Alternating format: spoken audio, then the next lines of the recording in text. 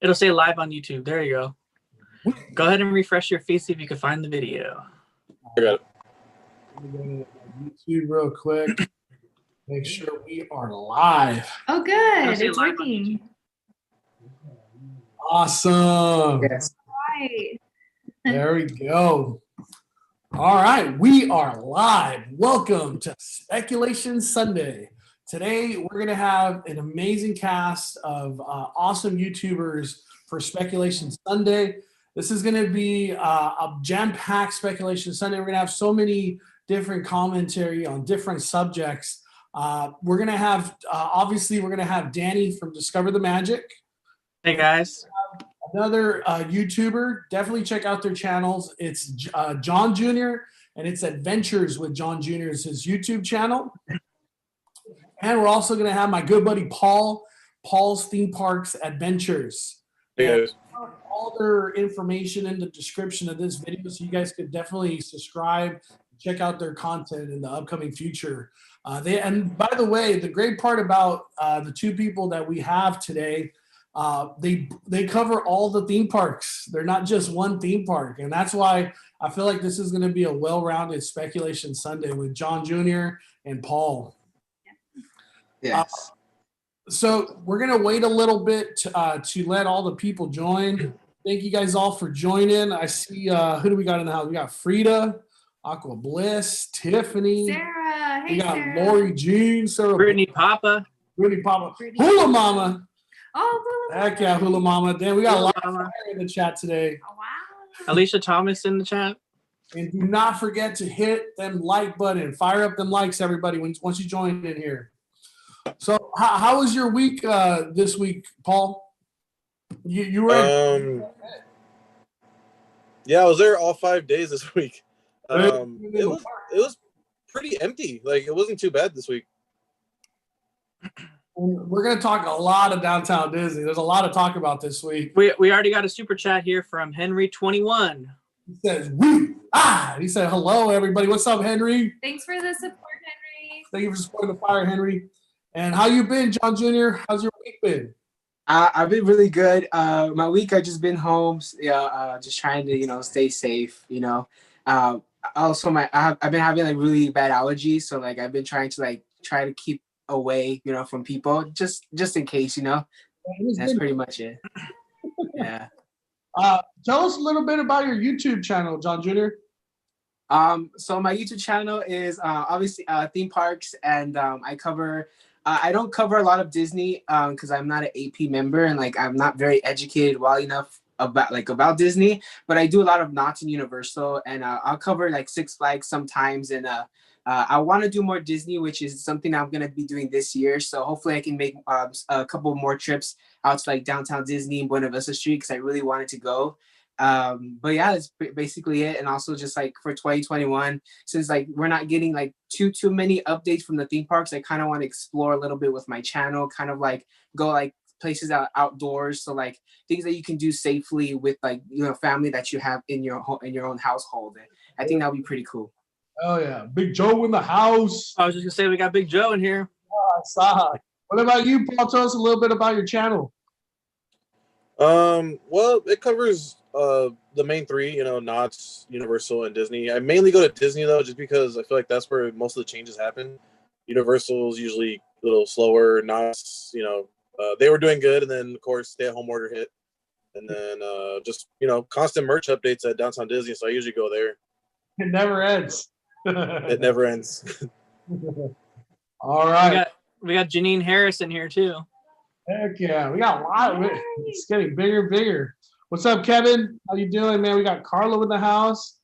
Damn, we are fired up. Freddie Arroyo. And we got a lot of people.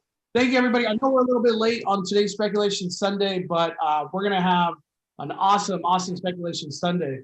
I'm going to let the chat decide. What do you guys want to start off with today? What theme park? Disneyland, Universal Studios, Hollywood, or Knott's Berry Farm? What's up, Noah? Let's let the chat find out. It said subscribe to John. Yeah, we got a new subscriber for John over here. Don't forget Paul. Thank you, guys. Park Adventure. Congrats, John.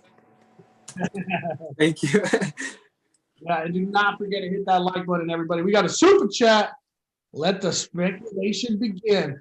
And also, before we get Speculation Sunday started, take everything we say with a grain of salt. This is all for the purposes of fun.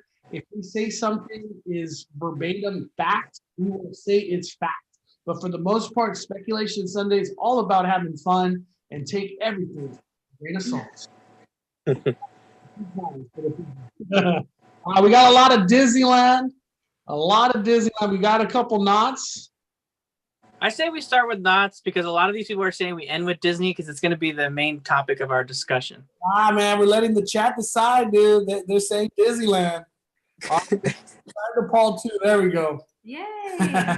All right, we're gonna. Thanks, guys. We're gonna start off with the banger. We gotta let the chat decide. Let the chat decide. So they said Disneyland. So Disneyland, I feel like Disneyland has been low key, and they haven't really been talking at all. They just haven't been in the news. But things are happening, and it's slowly happening that are like little moves that could be really big moves like 3 months from now. And some of those moves are Asian Eats has now essentially closed down shop. The other things too is the music has returned to Disney California Adventure. And even though that's like a little thing, that's actually a very big thing because the music has also come back to downtown Disney. And I know Paul knows a lot about that. Yep. Tell us about what you covered this week, Paul, because you were there Monday through Friday. Well, first I think was it Tuesday or Monday? I walked in and Asian Street Eats already they lost their what is it? Their sign was taken down, and then you can see like the jack stands underneath the actual trailer that it's on, and then the day after it was gone all together, just gone. And then I covered. Huh? You ever have a chance to eat there? No, I didn't. I know. I never ate there either. I'm just going to be honest. My wife ate there once and she liked it, but I was just like, oh, I'll try next time. Yeah, and the consensus was that Asian Eats was really good. Like, it wasn't a bad restaurant. What else happened this week? Gone Hollywood. We figured out they have new hours, which is just the weekend. Friday, Saturday, Sunday. I covered every single day that's closed, and then here comes Friday and they're open. Yeah. Wasn't there the tree removal too for the Christmas tree? Yeah, all the trees got removed. The hanging snowflakes.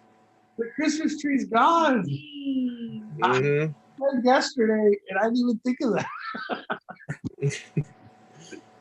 Hey, Mondo, when you went yesterday, did you notice if the decorations were down for DCA?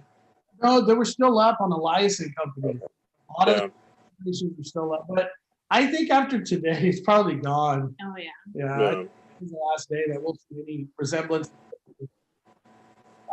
One of the other big things that has arrived to California Adventure, and Paul was a big fan of this as well, was the balloons. It seems as hot as the lightsabers right now. Everybody wants to buy a balloon. Those are expensive balloons. They're like 15. Oh my god, they're like $20. Yeah, isn't it 15 and then 20? No, it's 10 non-light up, 15 light up. For a bag of air, man. Nostalgia. Ashley H mentioned in the chat that supposedly Asian Eats is coming back. Wow, that's big news. So why would it leave? That makes no sense. Yeah, I have no idea. Maybe other than they wanted to like change up the little booth or something. Got a super chat from Big Joe. Big Joe in the house. Wow, Big Says, Joe. hope you guys have the best New Year ever. Long live 5 fires. Hell yeah, Big Joe. Thanks, John. Thank you, Big Joe. Yeah, Big Joe's the. Thank I can't say I almost cuss right now. Oh. Big Joe's in the house. I don't believe. You don't think it would come back? It's hard to say that a restaurant would pick up shop and leave and then come back. I don't get. Maybe their decision was let's just not open at all while the stay-at-home order is going. Is that what you think is a possibility? I don't know. Yeah, maybe they wanted to. I don't know how mobile that thing is, so maybe they wanted to move somewhere else where they could get better traction. I don't know. Yeah. There was never like people eating there. Like every time I gone to downtown Disney, I never see people. I always thought it was closed because that was not a very popular place to me. I mean, yeah, I feel like it had a really big, it was really busy when it first opened. A lot of like Instagrammers were taking photos there and loving the food, but I never saw people eating there. I always saw like Tortilla Joe's was always busy. And the one where they have the milkshakes, Crazy Shake, that place was Talking about Black Tap. Yeah, Black Tap. Black Like Tap. Instagrammers. But You ever ate at Asian Eats, John Jr.? No, I actually haven't, but I've seen like videos and like there's like a couple like these like vloggers as well. Like they hyped up that like truck, so it looked really good. It honestly did, but I've just never had the chance to get it. I'm just saying, how good could it be if it's gone? You know what I mean? I don't know. Yeah. The other big thing too was the controversy. You know, I want to say. I'm just kidding. Oh, God. But all of a sudden, Sprinkles shut down, and they've since released a statement, at least through Instagram, saying that it's a temporary shutdown. I thought that was really odd because they worked their way up to opening and then all of a sudden closing. I have no idea what's going to happen with Sprinkles, but I'm not a fan of Sprinkles. I've always said that. Do you like Sprinkles? You guys are Sprinkle fans? Yes, I love it. Yeah, I like sprinkles. I've never tried it, but they look so good. John, you live in LA and you never tried sprinkles? I know. I'm so disappointed. He's a voodoo donut person. I love voodoo donuts. I love donuts. Voodoo Donuts is so good, man. Yeah. It is. And what other news has come down, Danny, in regards to Disneyland as of this week? There was, I mean, there's just some updates on like they kept changing the Paul was saying, they kept changing procedures. Like Gone Hollywood would be open, then it wouldn't be open, and then the shop right outside Monsters Inc. that's kind of set up. Well, there's that store right outside of Mickey's Feel Our Magic and Monsters Inc. called Studio Store, and it's all set up with like merchandise like well beyond the shop, and they've never used the registers at that shop. According to Hypebeast, he said they've never been used, at least right now during this time. And when we were there the first day, they had like a separate queue on the left-hand side for people that were buying stuff from that outdoor area to go into stage 17 just to buy stuff that they had in their hand. And then there was a separate queue on the right side for people that were waiting to go into backlot premiere. And then all of a sudden they like combined the lines now, and there's like no separate line. So it's kind of really hard to purchase stuff, I feel. I mean, unless they keep changing it, but I don't know. I feel like there's always something changing like with that area as far as like procedural wise. But maybe it's all related to like Gone Hollywood, where it's staffing related. So maybe there's not a lot of staffing to have like the separate queues. So they just got to have the one queue because there's just not the cast member kind of, ability to do that right now. One thing before we keep going, I do not want to forget this.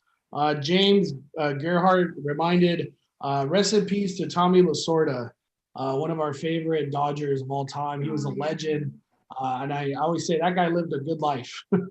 He was well known and well respected just everywhere. So just rest in peace, Tommy Lasorda.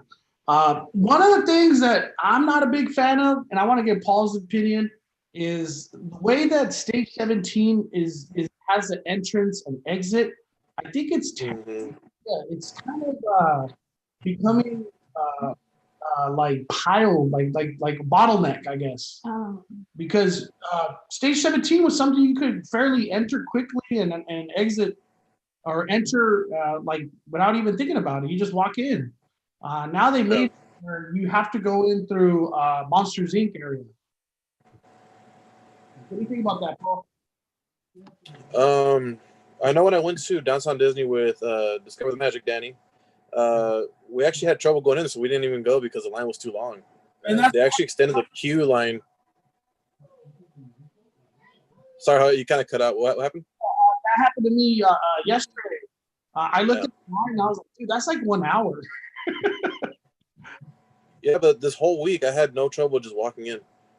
Okay, It was crazy. Like there was like no line at all.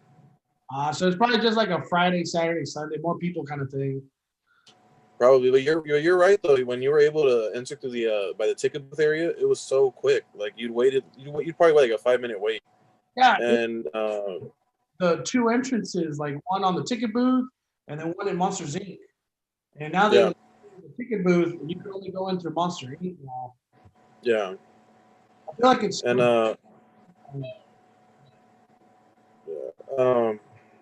even like sorry. I haven't been to that part of like Buena Vista Street. I never went past like the award wieners, so I have no idea. Like Monsters Inc. It's kind of And I gotta take you back. Mystery Bae hasn't been there in a while. Another thing too, by the way, I wanted to talk about that I thought was really cool. I like that Trolley Treats now has everything pre-packaged. So now they just grab things super fast and put it in a bag and you're ready to go.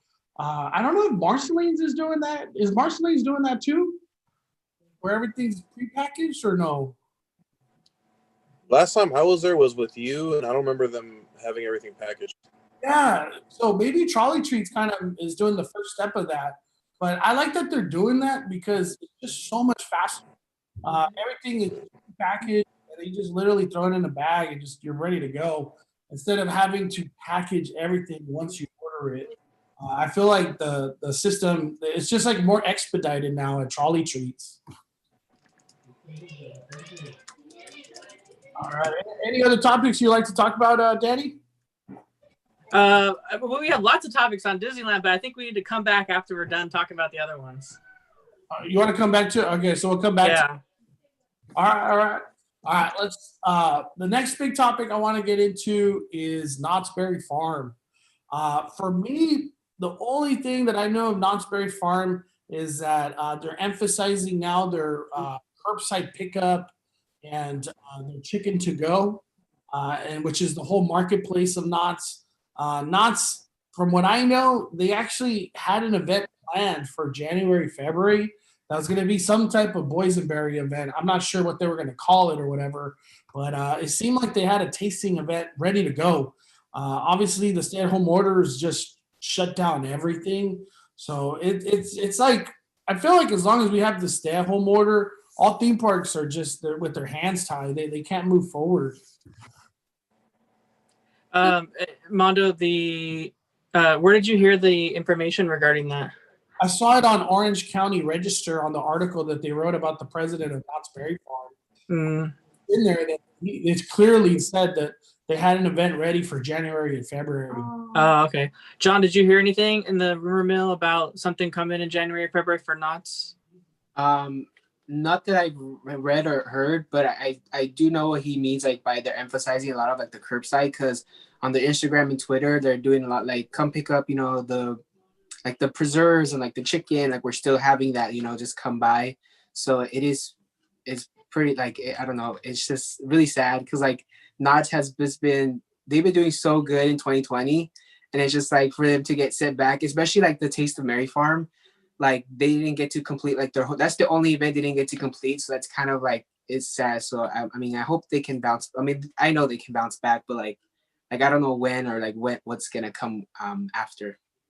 Have you ever tried that drive up at Knott's, John? No. Sorry, what happened? Go ahead. No, I just asked. Oh, okay. No, we never did the curbside. I always like to go like walk around like myself to kind of like see like the like kind of like the merch and stuff like that. Cause I like to just like get out of the house a little bit. So I've never done it. But maybe soon. I just to experience it, to see like how fast they are and all that stuff. Yeah, I'm curious at how that works. Like, do you order it? I'd rather just go inside. Yeah. But curbside pickup, I know, does work fairly quickly. And like how they do it. Like I haven't heard like one negative YouTube video or Instagram like curbside pickup took too long. Yeah, it seems like it's pretty smooth. That's good. I can't wait for Knott's next tasting event. You had a chance to go to Taste of Mary Farm too, right, Paul? Yeah, I went on the first day. Yeah. What was your favorite tasting event at Knott's Berry Farm?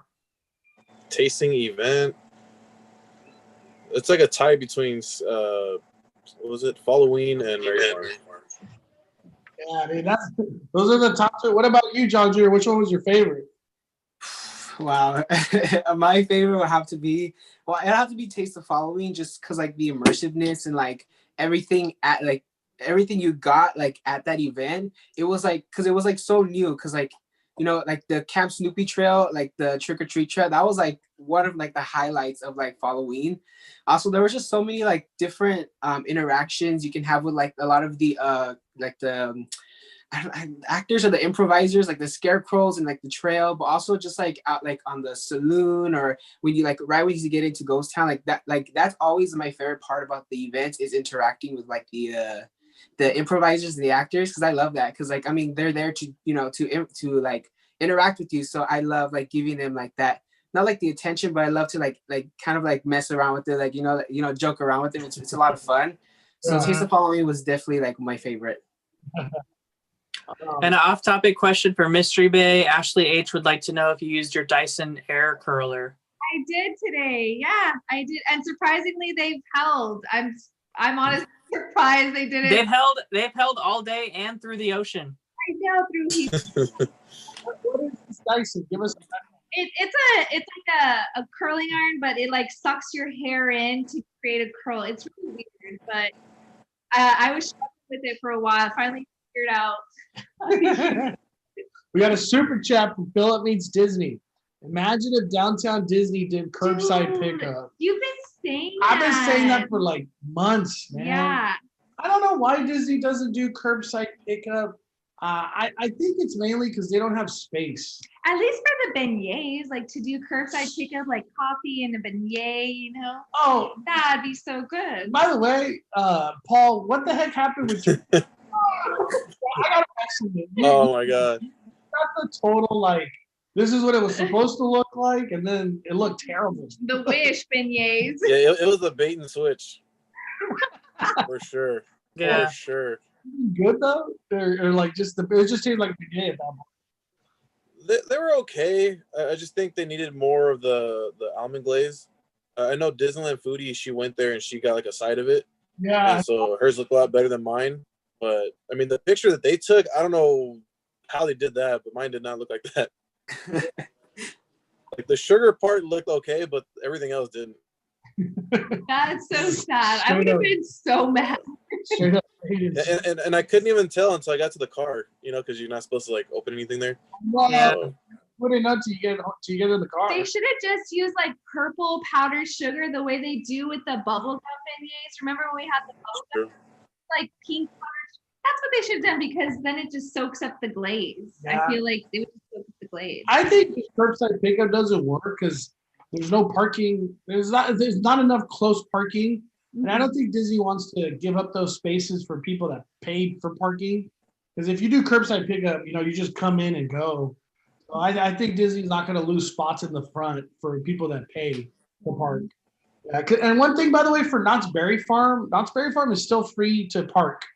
You don't have to pay anything to park and then enjoy the marketplace for as long as you want, or Mrs. Knott's Chicken and the Emporium and the marketplace and the what is it called, the bakery. There's actually a lot of stuff to do at Knott's Berry Farm when you do go there. Are people allowed to park at the parking lot that's like closest to the ESPN zone? You know what I'm talking about? Like the Disney? Yeah, downtown Simba. Disney. Oh no. No, that's employee parking for Castleverse now. Like a great spot for a curbside situation. Yeah, I think that's actually a good idea if they did that ESPN parking lot as curbside pickup. But Yeah. I think Disney is not in the motion to do anything like that. Like, in my opinion, Disney just wants to open as a theme park, and they're not trying to do tasting events and stuff like that. They're trying people like in World of Disney. I don't think they want people like really buying that much food. I think that's my impression. I think they just want people in World of Disney, come see the new merch, come buy this and that. Not so much trying to push like their food vendors. Yeah, and if somebody we got a super chat, by the way, that you guys missed from Josh. Says shout out to the milk, Mondo. LMAO. It's not milk, it's coffee. I forgot to bring a cup, and I just went YOLO on it. I thought it was chocolate milk. It's a too. Trenta. Yeah, this is a Sesenta. And Ashley H says, "Thank you so much for answering Mystery Bae. It looks great." Also, Mondo, Noah's saying to fix your audio and just yours. Because it's like spotty. People are saying it's spotty. Yeah, they keep saying that it's spotty for you and Mystery Bae. Me. But That's the audio, everybody. Thank you for telling me. All right. Okay, can you guys hear us a little bit better?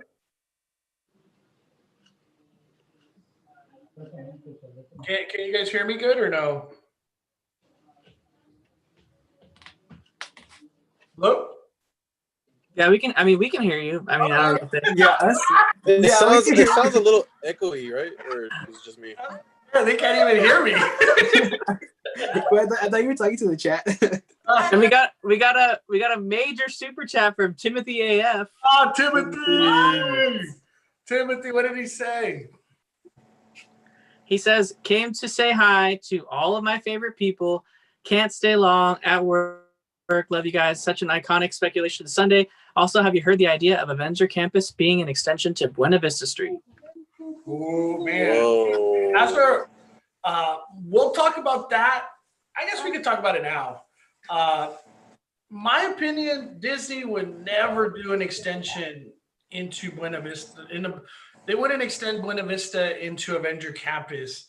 It's the total way to kill the hype, in my opinion. What's your opinion, John Jr.? I mean, I think I don't even know like if they're like done with Avengers Campus. I'm pretty sure they're not, because I don't think. Yeah, But, they're not done. Yeah, they're not done. So I see that's kind of like a bad idea, since it's like you're just gonna go into like a incompleted part, like an incompleted land of the park. So I don't know. And also I do agree with like the hype, because then people are already gonna see like what's to come for Adventures Campus. So like when it fully opens, people are gonna be like, oh, I already saw that. So this is I already got like the first glimpse, And I feel like, yeah, just the hype will be kind of just like a little bit low for that if they did that. What do you think, Paul? I think John Jr. is right, except for the fact that people will come back for the rides. Mm-hmm. I don't think that they would give us that just because we can't even get Cars Land, so I don't think that would happen. If we can get Pim's Test Kitchen at least when the stay-at-home order is over, that'd be nice. Yeah, that'd be cool. That'd be cool. Even if they charged an event to go like a preview day of Avengers Campus and pay for it, I'd go. To be honest, I'd rather have Cars Land than Avenger Campus. I was about to say. I know that sounds messed up. But Took the words right out of my mouth. yeah, what's your opinion, Danny? Yeah, I mean, honestly, I don't know. The only way I could see this happening is if they're just trying to build up hype because they can't get people to come. But I don't know about you. We went yesterday, and it was busy yesterday. And there's no sales really going on anymore. I mean, there was some Christmas sale stuff still in like the back corners of different stores, but it wasn't as big as like that double day sale that we saw when it first went on, when everything was on sale. And there was still a lot of people. I mean, there was I would say about a 35 to 40 minute wait to get into Backlot Premiere. And then it took us about 20, 25 minutes with an extended queue for World of Disney all the way to the tram loading area. So it was pretty significant throughout downtown Disney. And then the Star Wars line was just, it went like weaved all around all the planners and like was in Tortilla Joe's like dining area. Yeah, that was like, I don't know how long that was, but the only thing I could think of is they're doing that just to bring up hype. I don't want to say no, they can do it and that they can't do it, and then all of a sudden it ends up happening. But I don't know like what their desperation is right now for that. But I agree with John and with Mondo and Paul and everyone. It would take away a lot of the hype. So I can't picture them doing it, but at the same time, I wouldn't be surprised if they just like did it either. My opinion, heck no, they're not going to do it. We got super chat from Brittany Papa. Hi, Mondo, Mystery Bae, Danny, John Jr., and Paul. Keep up the great content. Fire it up from the Papa ladies. Thank you, Papa ladies. Thank you, Papa family. And then we got another super chat from Philip Meets Disney. Imagine if Lamplight Lounge opens and Pacific Wharf.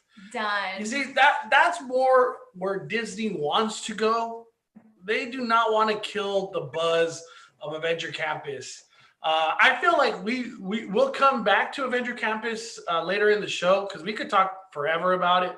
But I think the big extensions that are coming is Cars Land, Pacific Wharf, and possibly in the Lamplight Lounge. But then again, does Disney want to give all that away for $10 parking? That is the real question. You're right.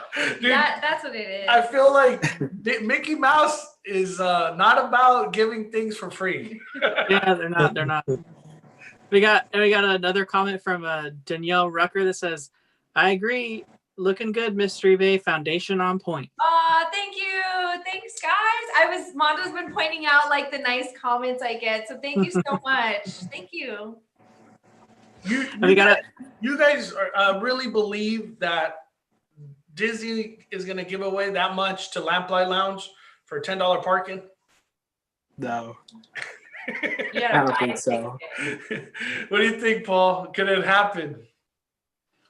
I mean, it's expensive to eat there, so I mean, they're still gonna get their money's worth. Mm-hmm. Disney Diva like Gem says, "Let me get some of those lobster nachos." Those things give you stomach aches. What? Don't say that. I'm just kidding. We got a super chat. He's allergic to shellfish. I've never eaten the lobster nachos. He's allergic. Cosmic Volcano 62. The ride no one talks about. Secret Life of Pets.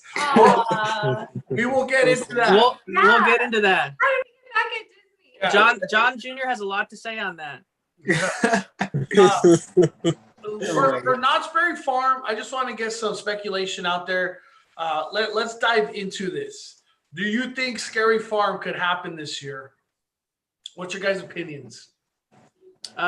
If cases and hospital numbers and everything improve as the vaccination continues to get closer to the 70 to 90% target that they're looking for herd immunity, then potentially I could see it happening with the same way that Universal Orlando was doing HHN in Orlando with some of like the plexiglass and you know the kind of social distancing. I feel like Knott's already really knows how to social distance their park really well after doing so many tasting events with really strict restrictions. So I can't imagine it would be too hard for them to incorporate like the mazes on top of that. They just would have to. The only thing that would be different for them would just be selling less tickets. So maybe the tickets cost more money. I don't know, but Knott's is pretty good at packing Scary Farm. that park is packed for Scary Farm. So they might. Yeah, it would that'd be the big difference. I think would be just having a lot less people there. What do you think, Paul? Obviously, I would love for it to happen, but just with how things are right now, I'm not too sure. Maybe after February, maybe we can see. I feel like once people go back to school, we'll see how if things change or not. Also, if the cases go down. One thing I'm wondering is how would Not sell it as far as like the tasting events was them doing food, so they were able to do it. How would they sell Scary Farm? Like, how would they be allowed to do that? That's what I want to know.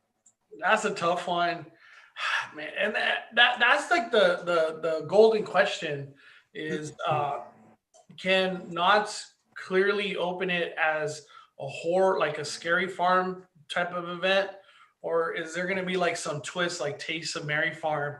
Is we're just doing a tasting event, but it's not really a theme park. Because you know what I mean? That's the big thing is that tasting events are not a theme park.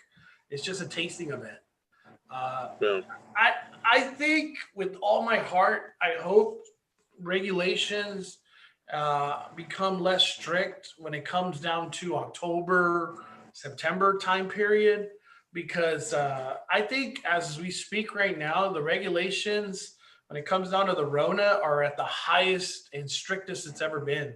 Yeah.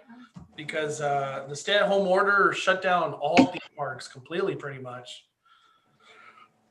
It's kind of weird that we're kind of getting used to theme parks without eating and drinking. What are your thoughts, John Jr.? I think so for Scary Farm, I would love for it to happen, like same with like Paul, but like hopefully, if we're like, if cases do go down, like, the hospitals and all that stuff, like if everything does go like very like good and like it's not very high like we are right now, hopefully we can get it. I like to stay optimistic and like positive to see like, oh, we can, get a Scary Farm. But if we don't, and if like like you said, like the regulations, if they go like, if they loosen just a little bit by the time it's October, hopefully we can get like a Scary Farm tasting event, because that's something that a lot of us were like, speculating or like thinking like for Halloween, is it gonna be scary or is it gonna be like, and like you said, like they turned into like a family friendly tasting event, and I would love to see them do a like not like an adult event, but like a very mature event for like, which is like Scary Farm. So incorporate like a lot of like bring back like the Not Scary Farm big skeleton entrance. I think that'll be pretty cool for a tasting event. And include maybe like even like for the Trick or Treat Child and Camp Snoopy, do like a mini scare zone. Like they can easily do that with the scarecrows, all that stuff. I think it'll be really cool to do that and just people walk through and get scared. Like I think that'd be really cool. So hopefully we get that. And I think Knott's their creativity and they're willing to stay open. I think this year they wouldn't let it go. I think this year they're going to transform to just a scare zone or an outdoor event. That's, I think, the way that Scary Farm could happen this year if there's still a lot of restriction. Because, dude, Knott's Scary Farm went for like 55 years or something. Mm-hmm. And that's why it was very devastating to have it shut down. But it's all understandable. But I think this year they want to come back hard. Every horror event wants to come back hard, man. Yes. Not having a horror season was devastating. It just felt this past Halloween felt weird, man. I can agree on that. We got a couple 3 or 4 super chats we got to catch up on here. We got one from Philip Meets Disney a little bit earlier. He mentioned they could increase the price for parking if they had opened Avengers Campus. That was his comment to kind of what we were talking about at that time. Yeah. Thanks, Philip. Thank you, Philip. You know what? If they increase parking, to me, it's just they're increasing I do not want to go anymore. Because if say they increase parking to $20, but they're like, hey, you could walk in Avenger Campus. Man, you're going to drop like $50, like if food's available, before you even buy a merch item. Like, dude, it's just, I don't know, man. To me, that's playing with fire. Increasing the parking. And then we got a super chat from Irvin Arroyo, who says, is the new ride coming to Disneyland? It's Tron, and where they're going to put it. No, Tron's definitely the only new ride that's coming to Disneyland is Mickey and Minnie's Runaway Railway. Tron that's just wishful thinking. But thank you, Irvin. We appreciate you supporting the fire. Well, we're getting the renovations to Snow White. That's kind of new. And then we're getting the new Splash Mountain. And whatever they did at Haunted Mansion, too. And the Haunted Mansion. So there's just a lot of, which I think Disneyland needed some upgrades, like in that kind of, in Adventureland and stuff like that. So I think that's going to be exciting. I don't know. I have a good feeling about 2021. I think that we will get Scary Farm. I'm going to say, I said it right now. We're going to get Scary Farm this year. But thank you, Philip Meets Disney and Irvin Arroyo. Irvin Arroyo, appreciate your fire, man. Appreciate your fire. And we got Smoofs in the chat, and he says, how about let's just get California parks open before we start discussing events. Isabel Ruiz 531 with the super chat. She said, "Hello, Mystery Bae." Oh, thank you. Hey, I talked to her on Instagram a little bit. This is great. And then another super chat, Crystal and Chris. It is crazy to speculate that theme parks might have to do virtual reality type events in the near future. What the? I never heard of that. I don't even know what to say. Yeah, we've never thought about. Do you guys that. have an opinion on that? I think I know what I like the idea of it is pretty cool, but also there was like a lot of rumors, but you know, Twitter, everyone speculates the wrong thing and they just go crazy. But they were speculating that we were gonna get HHN walkthroughs, like virtual. Supposedly they're filming, like that's why they kept like the mazes up at when you know we're doing the construction updates and when it canceled. Supposedly they're gonna still do like HHN, but they're gonna record the mazes and then like put it out as virtual. I don't know. It depends on the price because I'm not gonna pay $50 for one maze virtual at home. They're gonna charge people for the virtual type of tour kind of thing. I think they were. Yeah. Oh my god.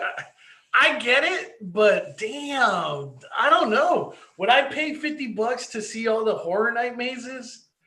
Damn, that's tough. We paid like $250. No, just to watch like as a movie, like a virtual reality. I don't know.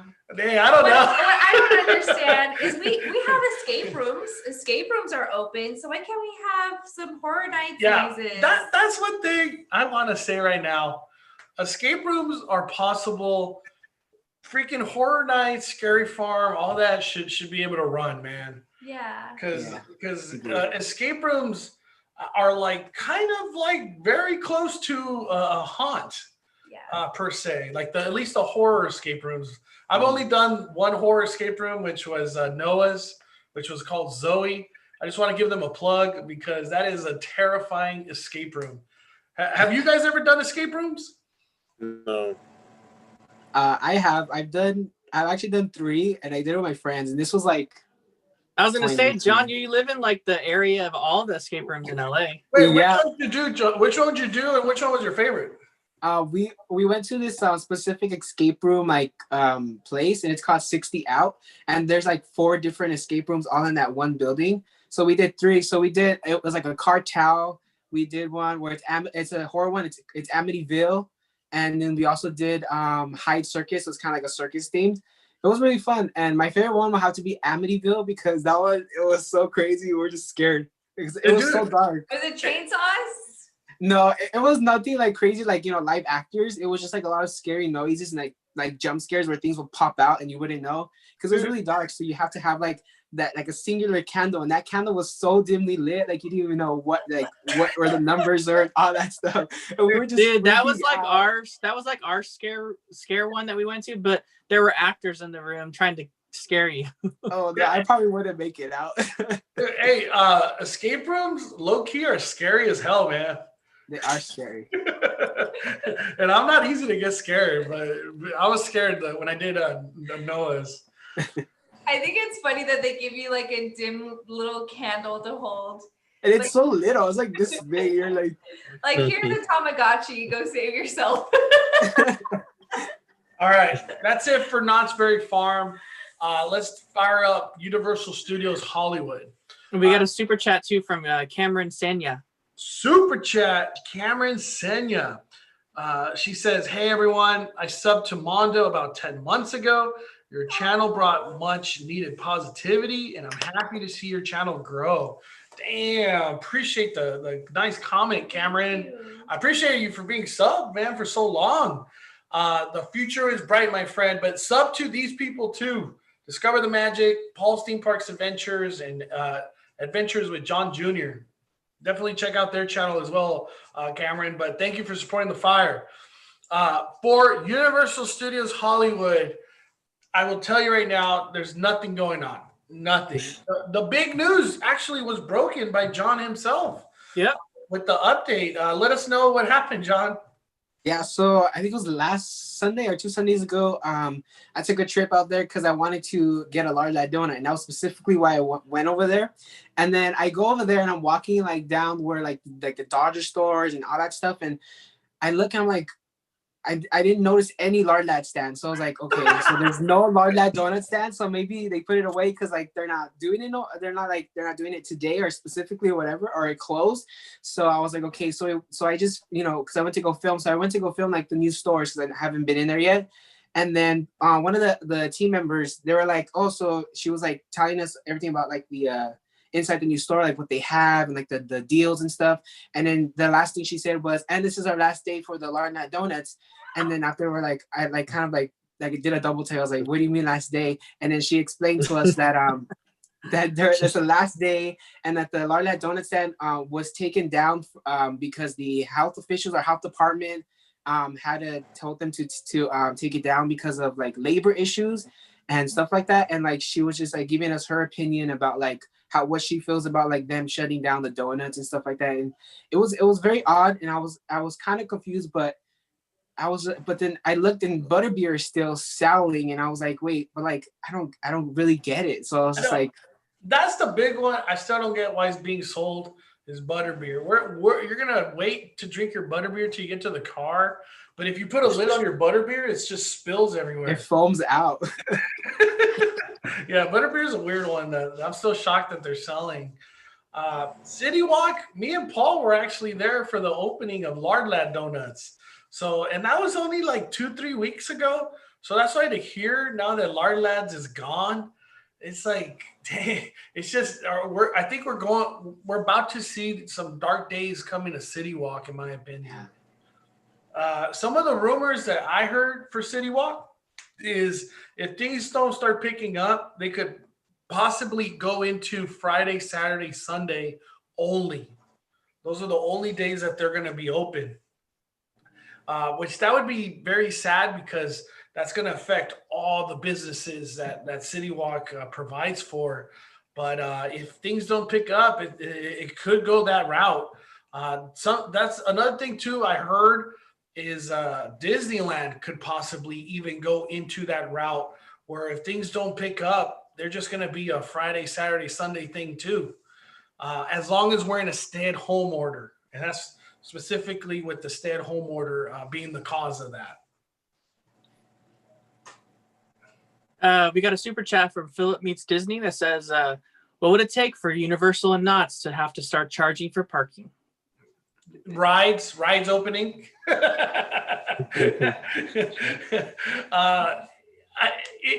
To be honest, if Knott started charging parking, it's a hard sell for me.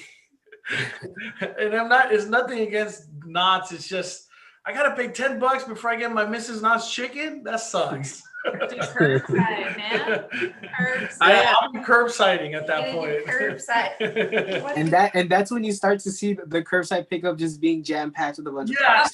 Yeah, dude. Everybody's like, we ain't paying $10 to get our chicken. Yeah, but John, didn't you think it was funny? I thought it was funny to me that Universal wasn't charging parking because I feel like everywhere in LA charges parking. Yeah, it's kind of weird because like, especially Universal, because like City Walk is such like it's kind of like not an outlet, but it's just like a huge shopping area. So I would feel like they would charge, and I also that's like even like in the beginning, like when they first opened, I thought they were gonna charge as well, but I don't know why they're not charging. I don't know if it's like a thing with like Universal or something. But I mean, if they would charge, I mean, I wouldn't mind it because you can spend a lot of time at City Walk, especially in the stores. If they opened the upper lot to as like an extension of City Walk, I would gladly pay $10 to visit Universal Studios. Yeah, same. Yeah, I think Universal, knowing them, they're gonna charge $15. They're not gonna do 10. They're gonna be like, you want that upper lot? $15. I'm right there with Danny. In LA, you pay parking for everything, to go to a beach, to go to the park, to go to the mall. Like you always have to pay parking for every little thing. I'm surprised like Universal hasn't charged parking, honestly. But that was the big draw, is that you could go there, you could walk to City Walk. Like I have friends who live in that area, and they would just walk to City Walk and have a great night. but I think if they were to do that and let you go to the upper lot, that'd be really fun. And bring back the hard donuts. Yeah, I don't know why they can't sell because like when you're in like the Simpsons land inside the park, they sell hard lad donuts also inside of like the Apu's shop. You know, I can't think of the name of the shop right now. Quickie Mart. Quickie Mart. Yeah, they sell it in the Quickie Mart, like on the shelves there. So like, why can't they just sell it in Universal Studios store? I don't get it. And I think Mondo used to get a really good pizza in that area too. Didn't you get a good pizza? Luigi's Pizza in Simpsons. And you could just get it in a box and go. That would be all right. Yeah, Luigi's Pizza is really good. I like their pasta too. Oh, so good.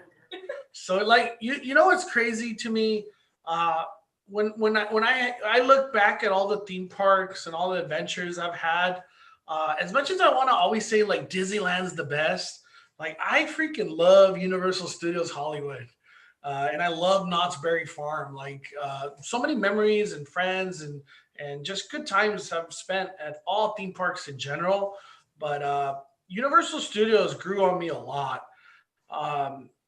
One of the big things I want to drop right now, which is a huge speculation, and I know probably a lot of people are going to want to come after me after I say this, but do not forget, this is Speculation Sunday, so take everything with a grain of salt. We have heard rumblings, and I actually got to take a picture and see it in person. I think Danny did as well. We one time saw the green electric tram. And we saw it when we were going right before the Fast and Furious. The rumor on the street is that Universal, when they do reopen, it's going to be the electric tram. And it's no longer going to be the loud, heavy engine, oil or gas tank, whatever it is, diesel-powered tram. I just remember like whenever it would stop when we went on Horror Nights, every time it would stop, I was like, is it stopping because we're taking a break or is it stopping because we're having like technical difficulties? Yeah. But I remember like, what are we stopping here for? And it would be to let another tram go. And then another tram like did actually like break down. Yeah. So I'm glad. And I'm glad they're getting it's going to be cool because some of those trams are so loud and it kind of takes away from the experience. Mm-hmm. Now it's just going to be like a golf cart, a silent golf cart.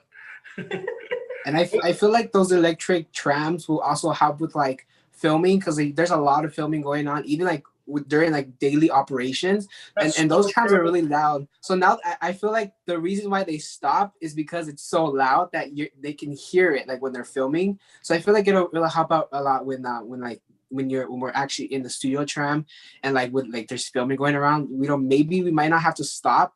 We can just keep going just very slowly. I feel like it'll help out a lot. Yeah, that's a very good point. More filming could probably happen now. At the back lot. What is your thoughts on that, Paul? I think it's a good idea, for the environment. Also the whole thing is loud, so it'll help the experience that you get as well as with filming. The only thing is like I wonder if they'll have to have like more just in case some of the batteries are dead, so where they can like swap them out to charge. What I heard, the charging process is like under 10 minutes. Like it's something super fast. Yeah. Yeah. And then they're just ready to go again for the next tour. And they're usually in the station loading for about that long anyway. Yeah, dude, it's gonna be some really cool technology that they're bringing. I think we heard the rumor. It wasn't a rumor anymore. Whoville set just got completely dusted. There's going to be some changes, I think, to the studio tram when it comes back. Yeah. I think we're going to see a lot of changes, and I hope that they use some of the freed up space, like with Whoville, and then also maybe War of the Worlds, to relocate or even expand so they can expand elsewhere. Like I would love to see that. Yeah, and the big expansion we all want is Harry Potter, the Wizarding World of Harry Potter. If that could be extended, it'd be a dream come true.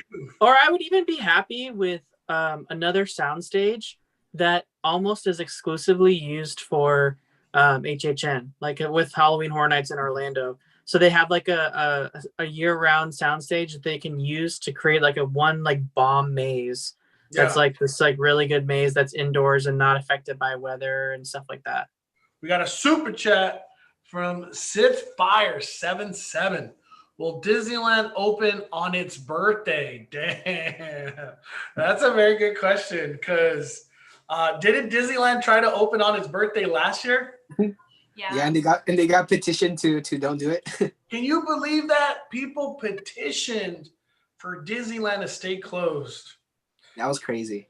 I know I don't want to get political or anything like that, but now looking back, do you think it was a right move, a good move, or just it is what it is?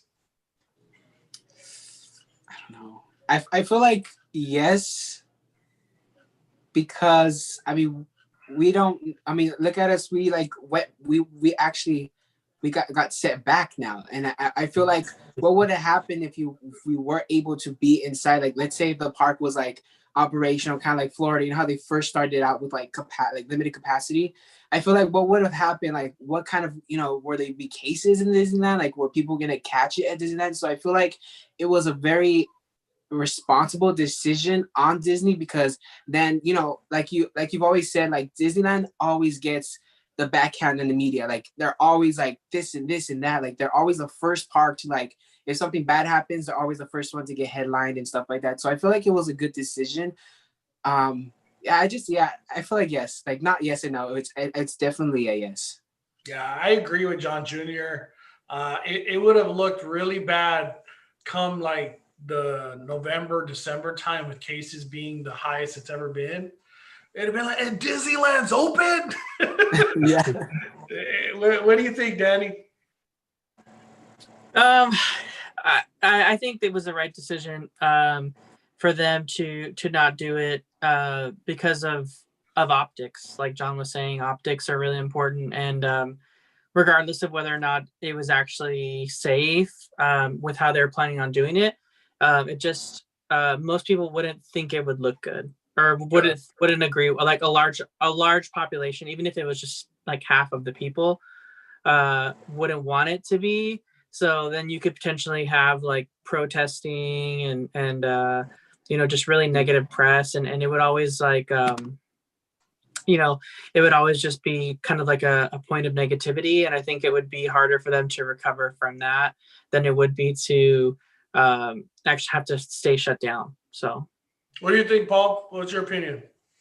I think yes and no. I feel like even with them not opening, things are horrible still, So I feel like if they would have opened, I feel like it wouldn't have really changed anything with like cases and stuff. I feel like Knott still, they were able to open as much as they were, and things were fine. People had a good time, and nobody even complained about that. Nobody. I know that. Yeah, that's the truth. Is like as much hate as Disneyland was getting to stay closed, and then Knott's came and they were like, "We're opening the whole theme park."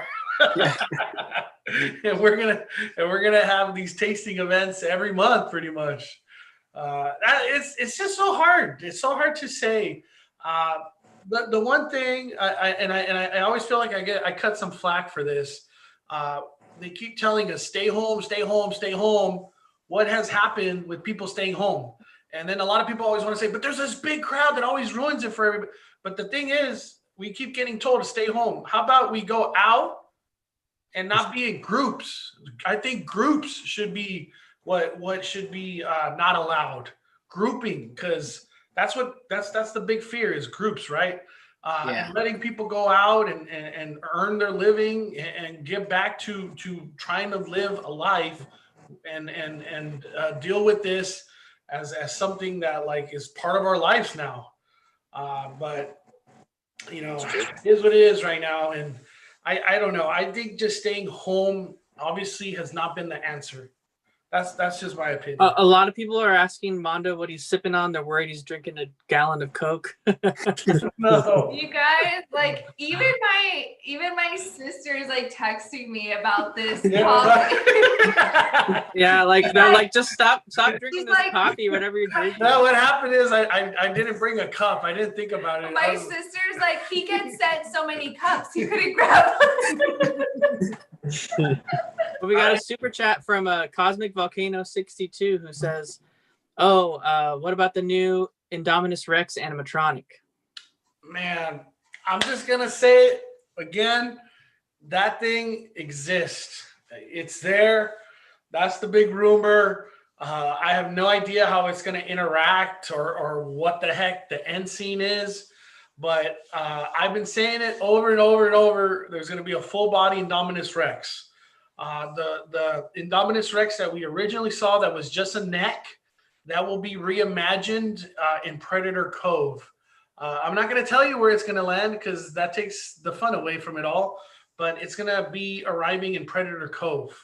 And the end scene that we saw is going to be completely different from the original opening of Jurassic World: The Ride.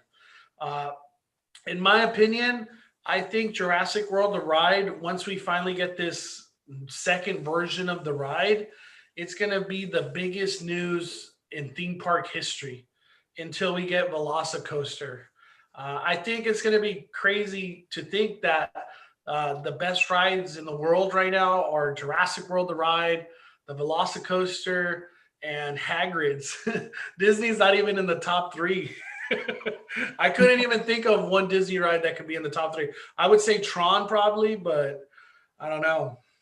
So what's your most anticipated like theme park, I guess new coming thing? What are you most like excited for? Is it Velocicoaster? Velocicoaster Or Orlando? Universal Orlando. That has to be the number one. I know a lot of people would say Iron Gwazi too, that are very theme park enthusiasts.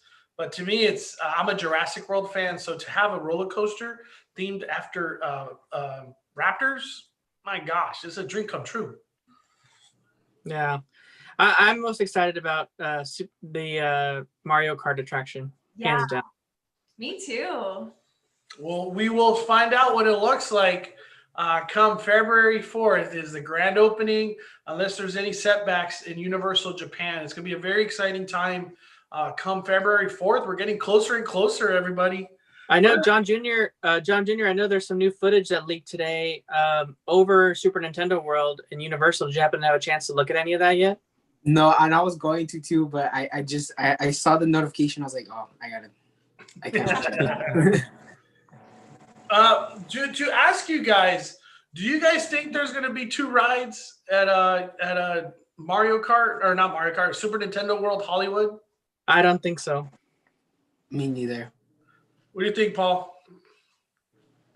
It's pretty small from what we've seen on the outside. I keep saying I think we're going to get 2 rides because that Yoshi ride, from what we saw, that was leaked footage, it looked very short. It didn't look like it was like a 20-minute, or not 20-minute, like a 10 to 15-minute type of ride. It looks like a shorter ride than that. I would say it kind of reminds me of like the Caterpillar ride at Disneyland. What's that Caterpillar ride? I can't even think of the name. But Heimlich's Choo Choo Train. wait, what? Are you talking Heimlich's Choo about Choo Train. Gadget's Go Coaster? No. Are you talking about Heimlich's Choo Choo Train, or are you talking about Alice in Wonderland? Alice in Wonderland? The one with the.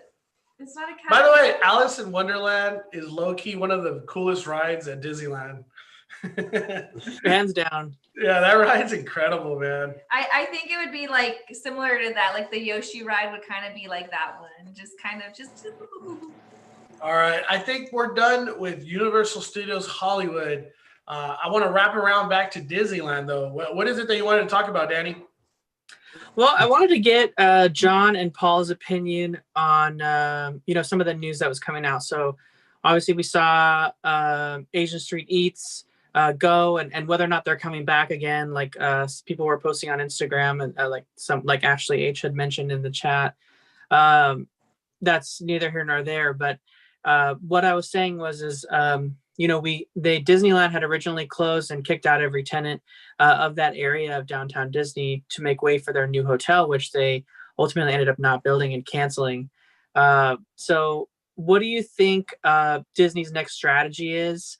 as far as downtown Disney? Do you think they keep this garden theme that's now 20 years old?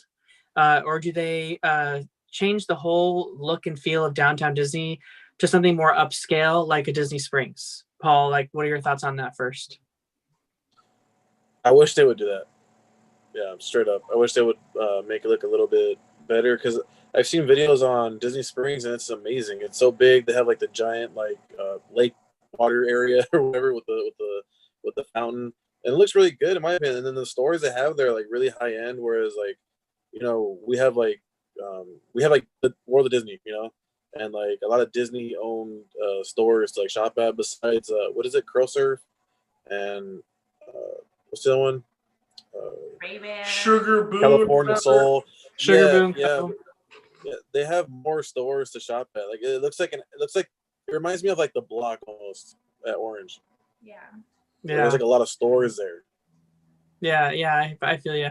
John, what do you think? I know you don't spend too much time at Disney like pretty regularly, but do you feel like the garden theme of downtown Disney is pretty dated now?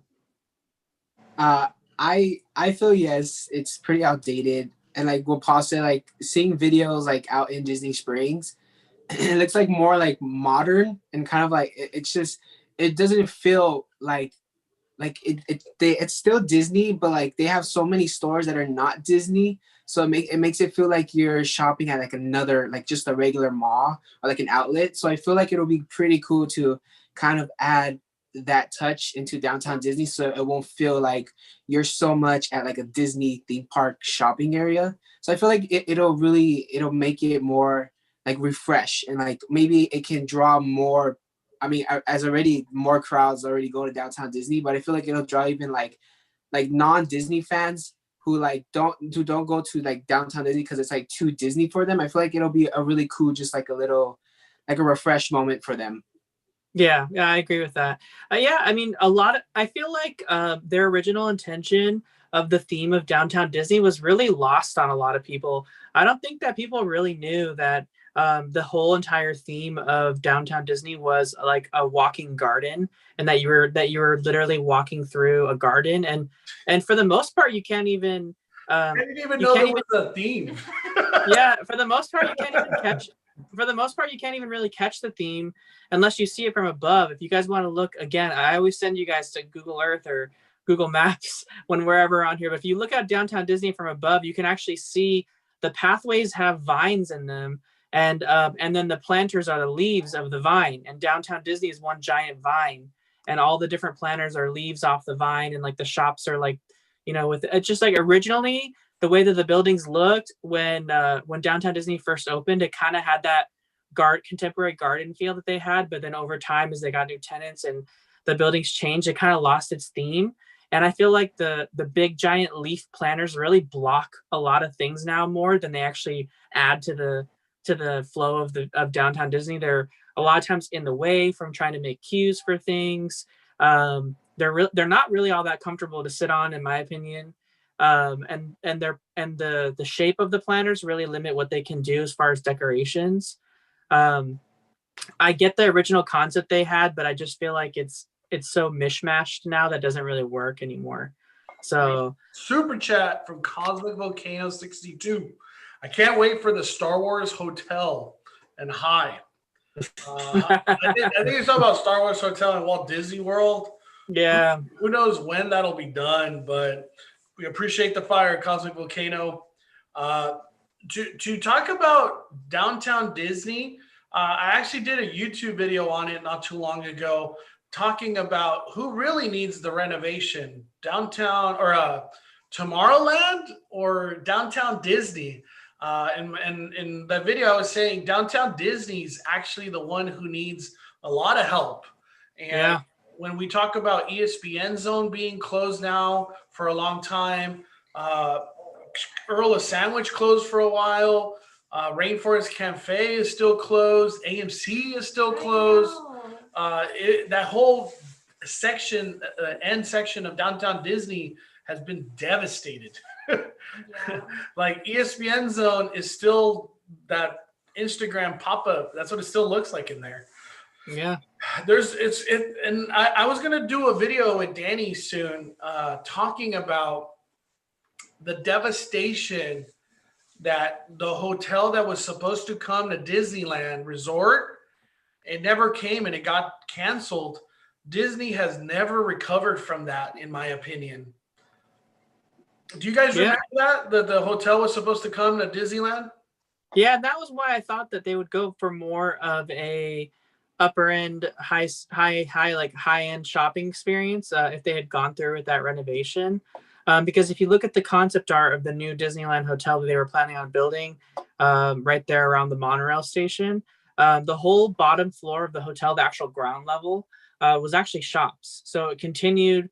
It allowed the downtown Disney experience to continue through like it did before.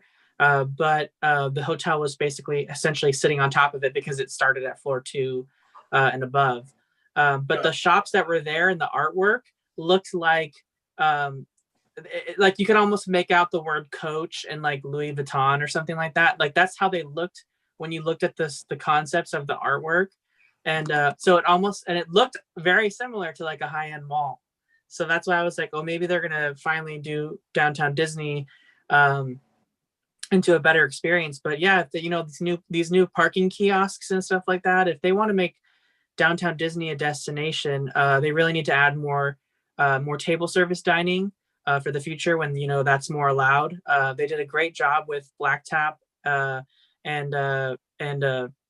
what's the name of the brewery? Ballast Point. Yeah. Ballast Point. That was really popular. Uva Bar is always really popular. People love to come just for that, just for Ballast Point, and then leave. They don't even go to Disneyland. So you can't even get to a Ballast Point unless you're in San Diego. So people love that, going to those things. So they need stuff like that to really draw people in. Like I said, I'll keep saying it as long as it's possible. Rainforest Cafe needs to be transformed into a meet and greet restaurant. The one that I said would be a great idea is turn it into Be Our Guest. It would bring so much birthdays, quinceañeras, everything. Everybody would want their birthday. That doesn't want to because I feel like parents should have the option of having this Disney meet and greet in downtown Disney without having to be in Disneyland. Because for a lot of families, having a whole Disneyland, like having 30 people going to Disneyland, that's a lot. That's that's a lot of money. But 30 people going into a themed meet and greet restaurant in downtown Disney, that's doable. They're willing to pay 100, 150 each, even though that sounds ridiculous, but people are willing to pay that as a one-time experience, especially if you get the meet and greet aspect of it. I think Rainforest Cafe is a perfect prime opportunity to become a meet and greet restaurant. Yeah, no, it could be. We have a couple of super chats I want to get to, but there's some other questions too that came up that were relevant to kind of what we're talking about. A lot of people didn't know that downtown Disney had a theme of a garden. So you're not alone, Mondo, so don't feel bad in that aspect. I had no idea. Henry 21 says he always learns something new every week. But a couple people had asked why the hotel was canceled. That story came out a couple of years ago, or the year that Star Wars Galaxy's Edge came out. It's a really long story, and there's like 1 million videos made on it already. So yeah, it's a long story short, it's the city and Disneyland. They battled it out. That's pretty much what happened. Yeah, the city, well, they both had their own play in it, but the city pulled their card at like the perfect time and really did a dirty move on Disney. Disney did some dirty moves to them too, but they kind of went back and forward, but the city pulled their card last minute, and then it basically pulled the rug out from underneath the project, and they no longer cared to make it anymore, and canceled everything. The only really bad thing about that was in that game of cat and mouse between the city and Disney, a lot of people lost their job because Disney had already at that point closed every business in downtown Disney where the hotel was going to sit, and all of those people laid off those employees that worked there because they've shut themselves down. So in the example of like your Earl of Sandwich, they hired them back. Same with Starbucks, they hired them back and rebuilt. But in the case of like Rainforest Cafe, all those employees, they don't work there anymore. Obviously, ESPN Zone, and then the AMC Theater. And AMC Theater is never coming back. They moved right across the street to the Garden Walk, and they built a dine-in theater, which is the theater that does really well for them. So, I mean, I don't know if that theater does super well for them, but I know the dine-in theater concept does extremely well for AMC. So we actually went to the Garden Walk Theater of AMC, and it smelled like Horror Nights. What? You It smelled smelled you like were horror. there when we went with Andre. Yeah, but can you describe like what does Horror that Nights smell? wood smell? What? Dude, it smelled like Horror Nights. It was really scary because we were there to watch. I think it was a scary stories or something. What was that movie called? Scary Stories, Town of Dark. Scary Stories there, and so we were there to watch a scary movie, and it smelled like Horror Nights, dude. It was kind of weird. I think I remember, walking in and seeing that, but it's been a long time now. We got a super chat from Philip Meets Disney. I think when Disney College Program does come back, it will only be at Disney World because Disney World needs it more than Disneyland. I don't know much about that. There's a benefit for college program on both coasts, but definitely Disney World heavily relies on the staff from the college program, and it's equally beneficial to the members of the college program that are participating in it. So it's a great program for those reasons. So I think we'll see it return on both eventually, but I agree with the fact that it'll probably come back to Disney World first before it comes back to here, obviously. And then we got another super chat from Aqua Bliss. Great video this week on what went wrong with Galaxy's Edge opening. Any speculation on Mandalorian Season 3? Is Grogu written out of the storyline? Are you a big Mandalorian fan, John Jr.? I actually, oh my god, people are gonna hate me. I don't watch Star Wars. I'm just You kidding. didn't even have to finish that sentence. You started with people are gonna No, hate let him finish. I know. I don't watch Star Wars at all. I don't even watch Harry Potter. Hey, what are some of your like shows that you're into though, or movies? Well, because I'm not into like the wizard stuff and like kind of space stuff, so I'm more into like those like unsolved mysteries, or like I love like that 70s show or The Office. Like those are the shows I watch. You know what I've been watching a lot lately? Reno 911. Reno 911. Yeah, but Mandalorian. I never watched Mandalorian. I've seen clips like on Twitter and stuff, but I have because I wanted to know what the hype was about Baby.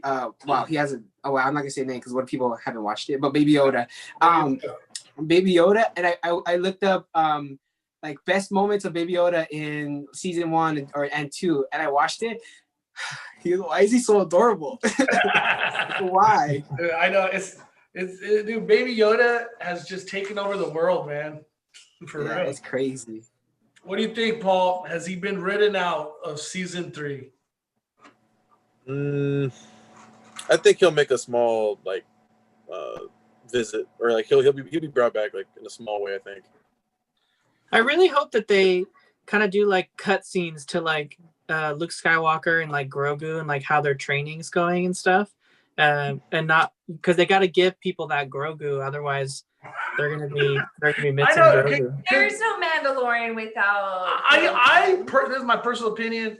I think Mandalorian can still carry the show without the Baby Yoda.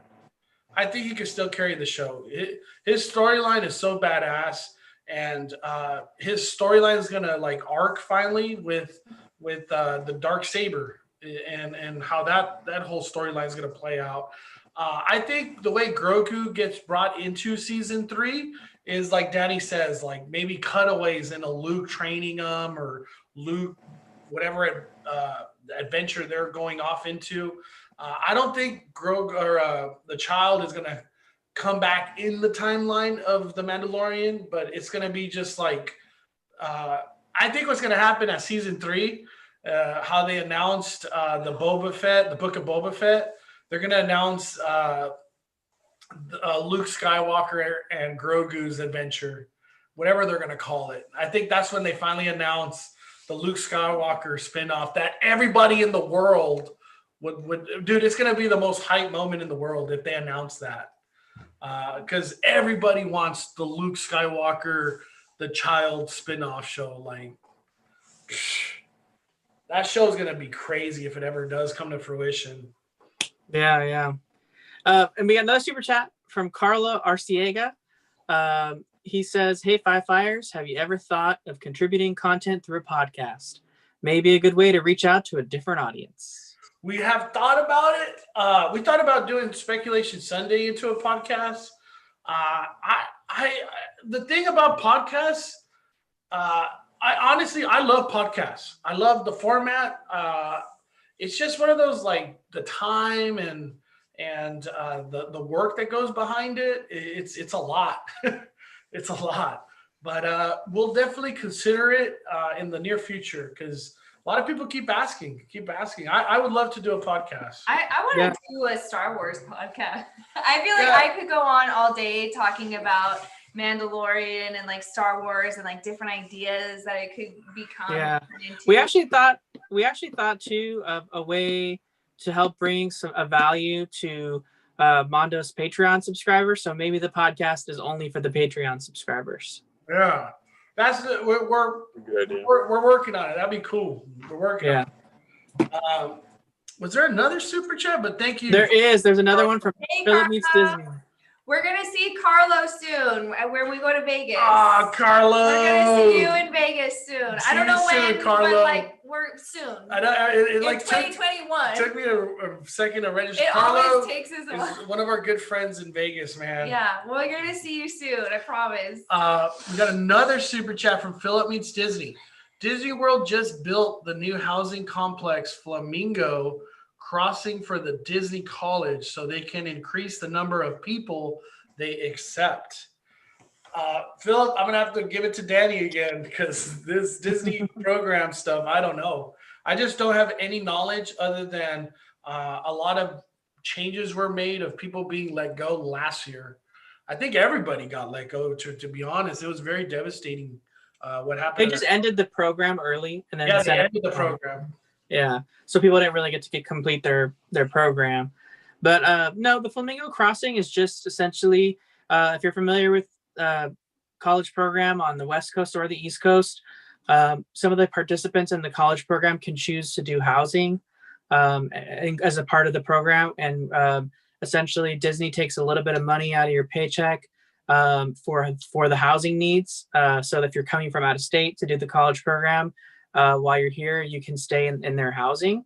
As far as Walt Disney World was concerned, they had a bunch of different locations for housing, like different apartment complexes that were just for Disney College Program housing, like Vista Way, Chatham, all these different ones that are, and the cast members would essentially have transportation provided by Disney if they needed it to and from the resort from all these locations. Essentially what Flamingo Crossings is it combines all of the housing into one centralized campus. And so everyone that's doing college program or the international program is all in one campus with like a central hub that has like a Target and stuff that they need to shop from, as well as like a fitness center, a pool, meeting rooms, classrooms, things like that. And then like a centralized transportation hub so they can all just get back and forth to the park. So it makes it easier for Disney, and to be honest, it's safer for the people that are doing the program, because it's like a controlled campus that Disney can have more control over and not have like spread out all over the place. We got a big super chat. Hey Mondo, Belle Ruby. Oh, what's up, Belle Ruby? I never get to catch your live since I'm a workaholic, but always have to support Five Fires. Love you and Mystery Bae. Thank you, Belle Ruby. Truly means the world. I appreciate you supporting the fire. Good luck at work. Stay strong. I'm sorry to interrupt, but it's like burning inside me. But when we were talking about, thank you, Belle Ruby. When we were talking about Mandalorian for a minute, I'm so sorry, but I want to bring it up. what if season 3 goes back into time? Because you know how much like Star Wars and Mandalorian goes back into time. What if they talk about what happened to Grogu and how he got, because he has a connection with R2D2. They had like a moment. They had a moment, and I think they could go back into what happened with Grogu in the first place. That'd be crazy. They don't even go forward. They just go backwards. They always do that. They always go backward. And you know, it's really odd that Din Djarin has so many flashbacks to being taken into like the Mandalorian, like being raised by Mandalorians. So I always wonder if they're going to talk about that and what happened. So you're saying like season 3 will be backstory? I think it's more than story, because they can't get rid of. They can't just like give away Baby Yoda and then be done with him. I think they're going to go back into what happened with Baby Yoda and how he was saved. I think the speculation. I watched this. I read a few articles. Mondo has read them like before me, like that R2D2 had a hand in actually saving. Yeah, because remember, he's really old. Mystery Bae. He's old. He's not like the child is 50 right now. Yeah, the same age as Anakin, and the big thing is R2D2 used to be Anakin Skywalker's droid. No, R2D2 was. I mean, not R2D. Yeah, R2D2 was Qui-Gon's droid. Okay, he was Qui-Gon's droid. Okay. Anyways, but yeah, that's what I think that's gonna happen, and I would love to see that happen in season 3. He was Anakin's droid. He was Qui-Gon's droid. Okay. All right, everybody. Season 1, episode 1. Before we go into Q&A section of Speculation Sunday, I gotta ask, what is your guys' thoughts and expectations and hype when it does come down to Avenger Campus? We'll start off with John Jr. So for Avenger Campus, whenever it opens. So yeah, what was your level of hype?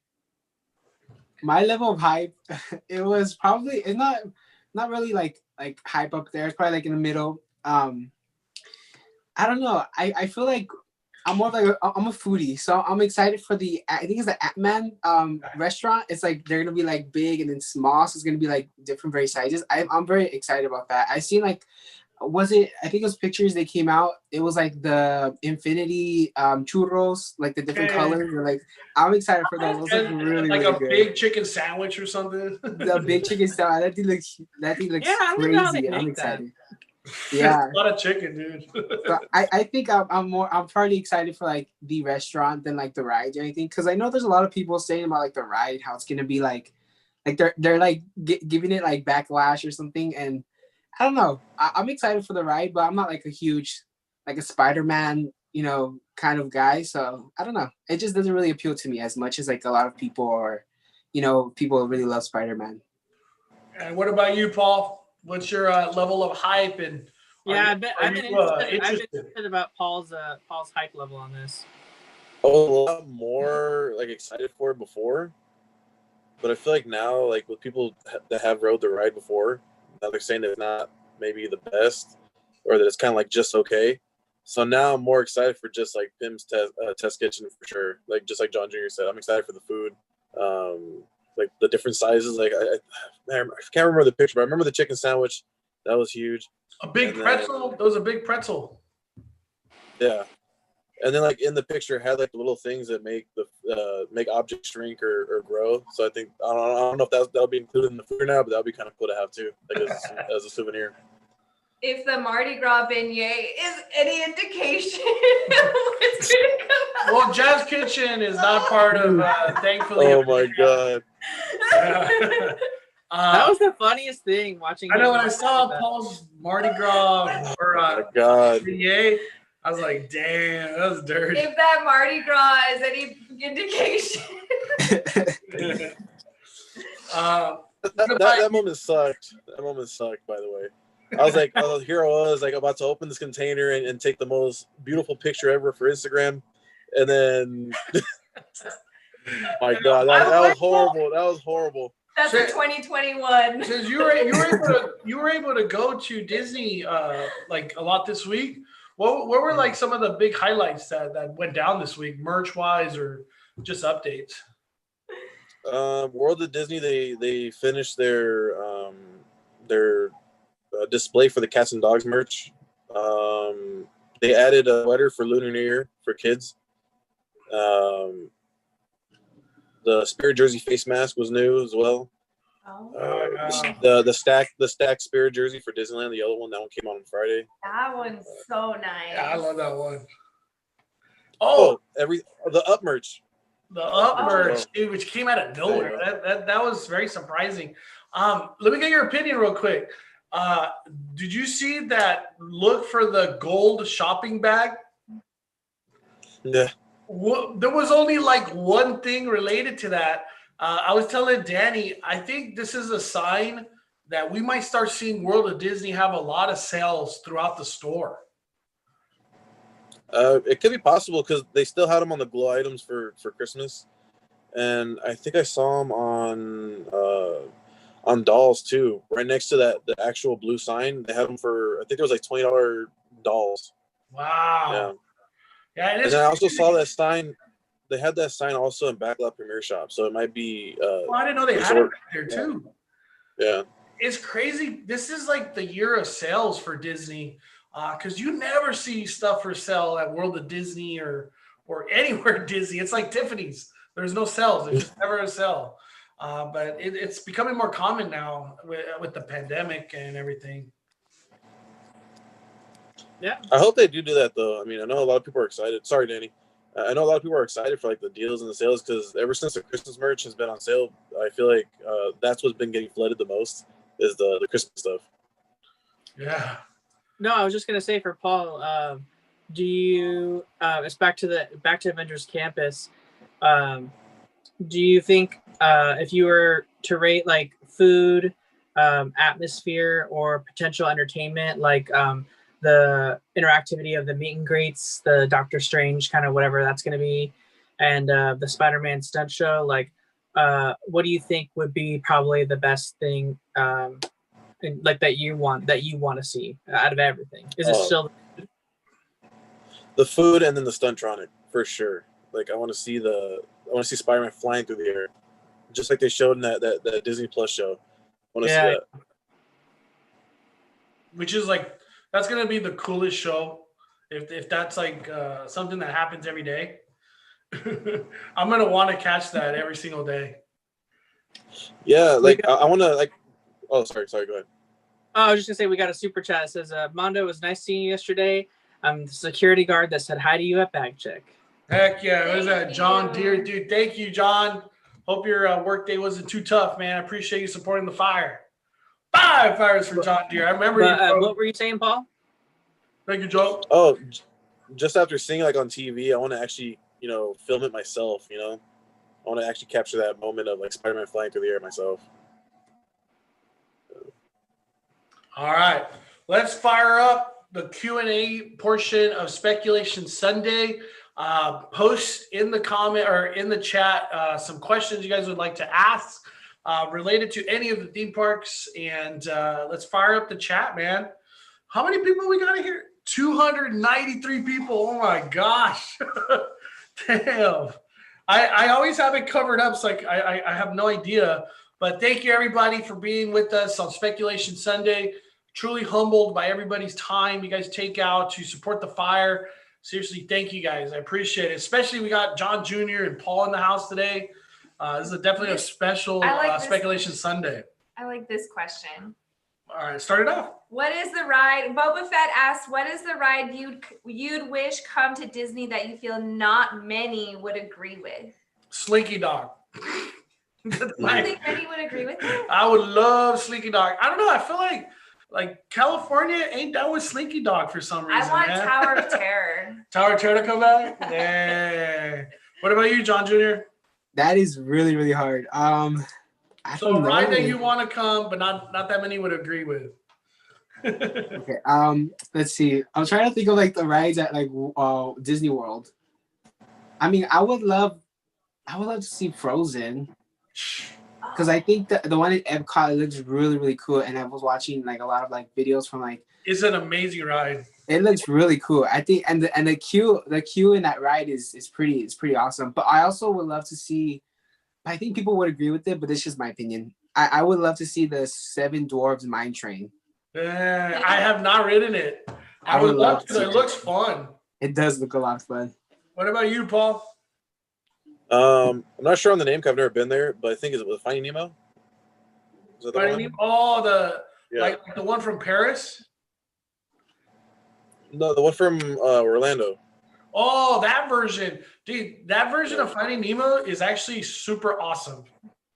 I don't want to say it's better. I guess it's better than the submarine, to be honest. Yeah, it's got real fish. Of course, it's better. Hey, Daddy, can you sing the ending of Finding Nemo? Please? I will absolutely not be singing that right now because then I will never stop singing it. No, because I know Daddy knows it. Why did he start off his answer like, I will absolutely not. I will absolutely What is one ride you would like to come to Disney that is not a consensus love ride? For me, I would like to see Frozen Ever After come to Disneyland. I know a lot of people don't want it or don't want Frozen here, but I just think that's such a fun ride. So much about that ride is like, it's like you can ride it over and over again and never get tired of Frozen Ever After. So good. So good. My niece and nephew are obsessed with Frozen, and like they would not leave that ride. I just know it. They would spend a whole 8 hours in that ride if they could. Imagine the line. Yeah, it'd be crazy. Let me see. Trying to get into the questions. We did have a question from Janine. Janine Harris. I used to work with Janine Harris a while ago. She says, what is the best time of year to visit Walt Disney World? I usually always go the very first couple weeks in December. You want to try to get your trip completed before around the 11th, 12th, or 13th of December, because that's when like the holiday crowds just start descending and it's really not a pleasant experience. But the first week of December is great because you get all of the holiday stuff. The weather is really mild, and in fact, it's a lot of times cold, so you can layer up. And it's a nice change from what Walt Disney World normally is. Another really good time to go, if you can brave the heat, is during their free dining periods. They haven't been offering the free dining plan. What do you mean free dining period? What the hell is this? Hold the phone. Yeah, like in September and October, they offer the dining plan for free. That's crazy. Yeah, as long as you book a hotel and buy tickets, your dining plan is included at no additional cost. Wow. They do it because the weather's hot. It's hurricane season, and it's a way to get people to come during a time they wouldn't. I will say my favorite Walt Disney World trip so far was in the first week of March. The weather was spectacular. The crowds were low, and I didn't get rained on not one time. So that I'll just throw that out there. I have a question. This one's for all of you from Andrea Cordona. If you could only go on one ride when all the theme parks reopen, what would that ride be? Ooh. We'll start off with Paul. Pirates of the Caribbean. Damn. What about you, John Jr.? One ride? Oh my God. Any theme park. Let's see. I would want to go. Oof. Okay. Again, we're gonna go to Knott's, and I would probably ride. I love hang time, so I would say hang time. I love hang time so I knew John was gonna go with that. It's crazy, John Jr. I love hang time. Dude, hang time's crazy, man. Hang time is really crazy. It is. Hang time, like you never get used to it, dude. It's always scary. Yeah. It's always that little hill that like leaves you right there. Yeah. It's the scariest. But I love the adrenaline you get from just like leaning, like just like it's really fun. What about you, Danny? 100%. It would be Jurassic World. I know. I miss Jurassic World so much. I want to get on it. I want to be in the queue. I want to eat at Jurassic Cafe. I want to talk to all the people too, because like I feel like this opening of Jurassic World, whenever it is, it's gonna be a big day, man. It's gonna be a lot of YouTubers there that day. I'll tell you that much. What about you, Christina? I think like I want to do a challenge where like how many times can I ride in Credit Coaster before I throw up kind of thing. Like how many because that ride like your legs are shaking a little after you get done. I just love that. What ride? The Try Guys did that for hang time at Knott's Berry Farm. Really? Yeah. I've seen They have that a YouTube video. video. They have a YouTube video on that. They rode hang time as many times as they could before they threw up. Well, I for wanna do me, that. I think it's like 4, dude. You're done. I want to do that for in Credit Coaster. Hang time's brutal, dude. Hang time. What is the one ride you would get on once everything reopens? Yeah. Credit Coaster? Yeah. Okay. It's either that. What about Paul? Paul said Pirates of the Caribbean. Oh, okay. I didn't know that it was any park. I thought it was just any park. For some reason, I don't know why. Oh man, so I'm kind of boring. I love the tour at Universal. Hell yeah, the tour's great. Awesome. That I love never the gets tour. old. Never gets Such a old. I'll classic. just ride that all day. Sophie D says, Mondo, can we have a speculation/topic day about Star Wars every week? That does sound like a good idea. I'm gonna do We it. got a lot of people that love Star Wars, man. Yeah. I'll definitely consider it, Sophie D. Let me see. We got a couple super chats here. Super chat. Oh my gosh. We got one from Chris West that we missed. He said, I'd love to be a guest on Speculation Sunday. Well, Chris, you're always here every week giving your opinion. So Thank you, Chris. We appreciate you Thanks, supporting the fire, Chris. man.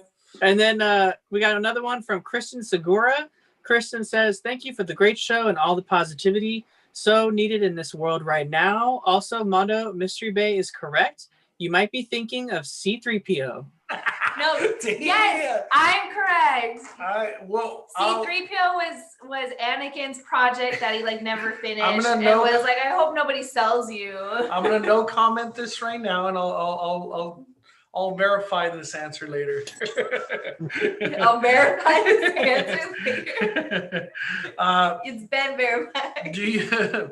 We got Ashley H. I think Avenger Campus needs to bring some kind of build your own Infinity Gauntlet or build your own shield or helmet or etc.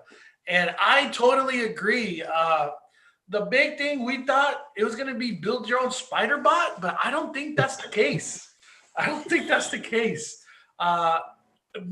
was saying it'd be cool, like build your own Thor hammer or maybe your own Captain America shield. I don't know. I feel like they need that to have like some branding and staying power. What do you guys think about that?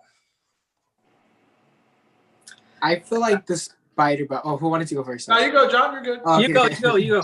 Okay, I feel like the spider bots would be really cool, and you could like instead of having just the classic red and blue, you can like design it to like maybe if there's like a black and white or some type of like different styles, but also like a Venom spider bot. Yeah, that'd be really cool. Or maybe like a let's see, like I don't know how it's gonna be, but like it's kind of like a droid, but like maybe like your own Iron Man suit or something. I don't know if Iron Man's gonna be included. That'd be because sick. that would be really They cool. said Iron Man helmet. Build your own Iron Man helmet. Yeah. That would be really cool. Yeah, but that's my thoughts. What about you, Paul? I feel like I kind of wish they would have done the spider bots a little bit different, to where you can take off like the legs and stuff and like actually customize yourself instead of it coming like already prepackaged like it did. But yeah, I wish they would have done spider bots like that, where you can like actually customize it, kind of like you do with the droids when you build them at Galaxy's Edge. Yeah. I have a feeling, Paul, that and we talked a little bit about this on our video we did on Friday, I believe, where we talked about the failures that Galaxy's Edge had and how we hoped Avengers Campus won't follow some of those.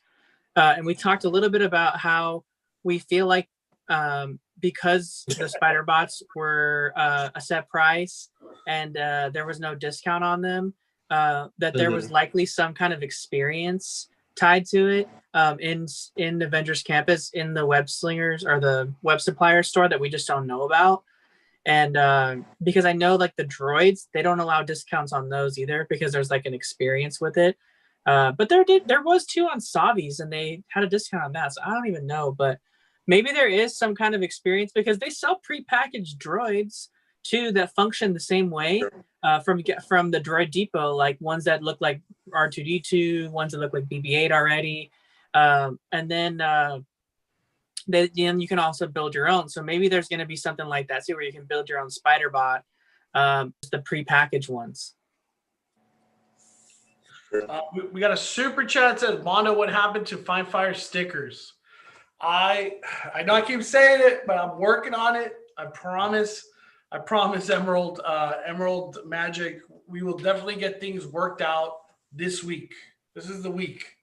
I'm going to focus on it big time on the merch when it comes down to Five Fires. I promise you with all my heart, I'm going to do it. Let me see. We got a question from Matthew Cardona that says, do you think Snow White's enchanted wish will still have the evil queen poke her head out of the window of her castle seeing all of Fantasyland? I would say no, because the whole theme was scary, and now that's gone. It has nothing to do with scary. So what's the point of her sticking her head out now? Because she was scary.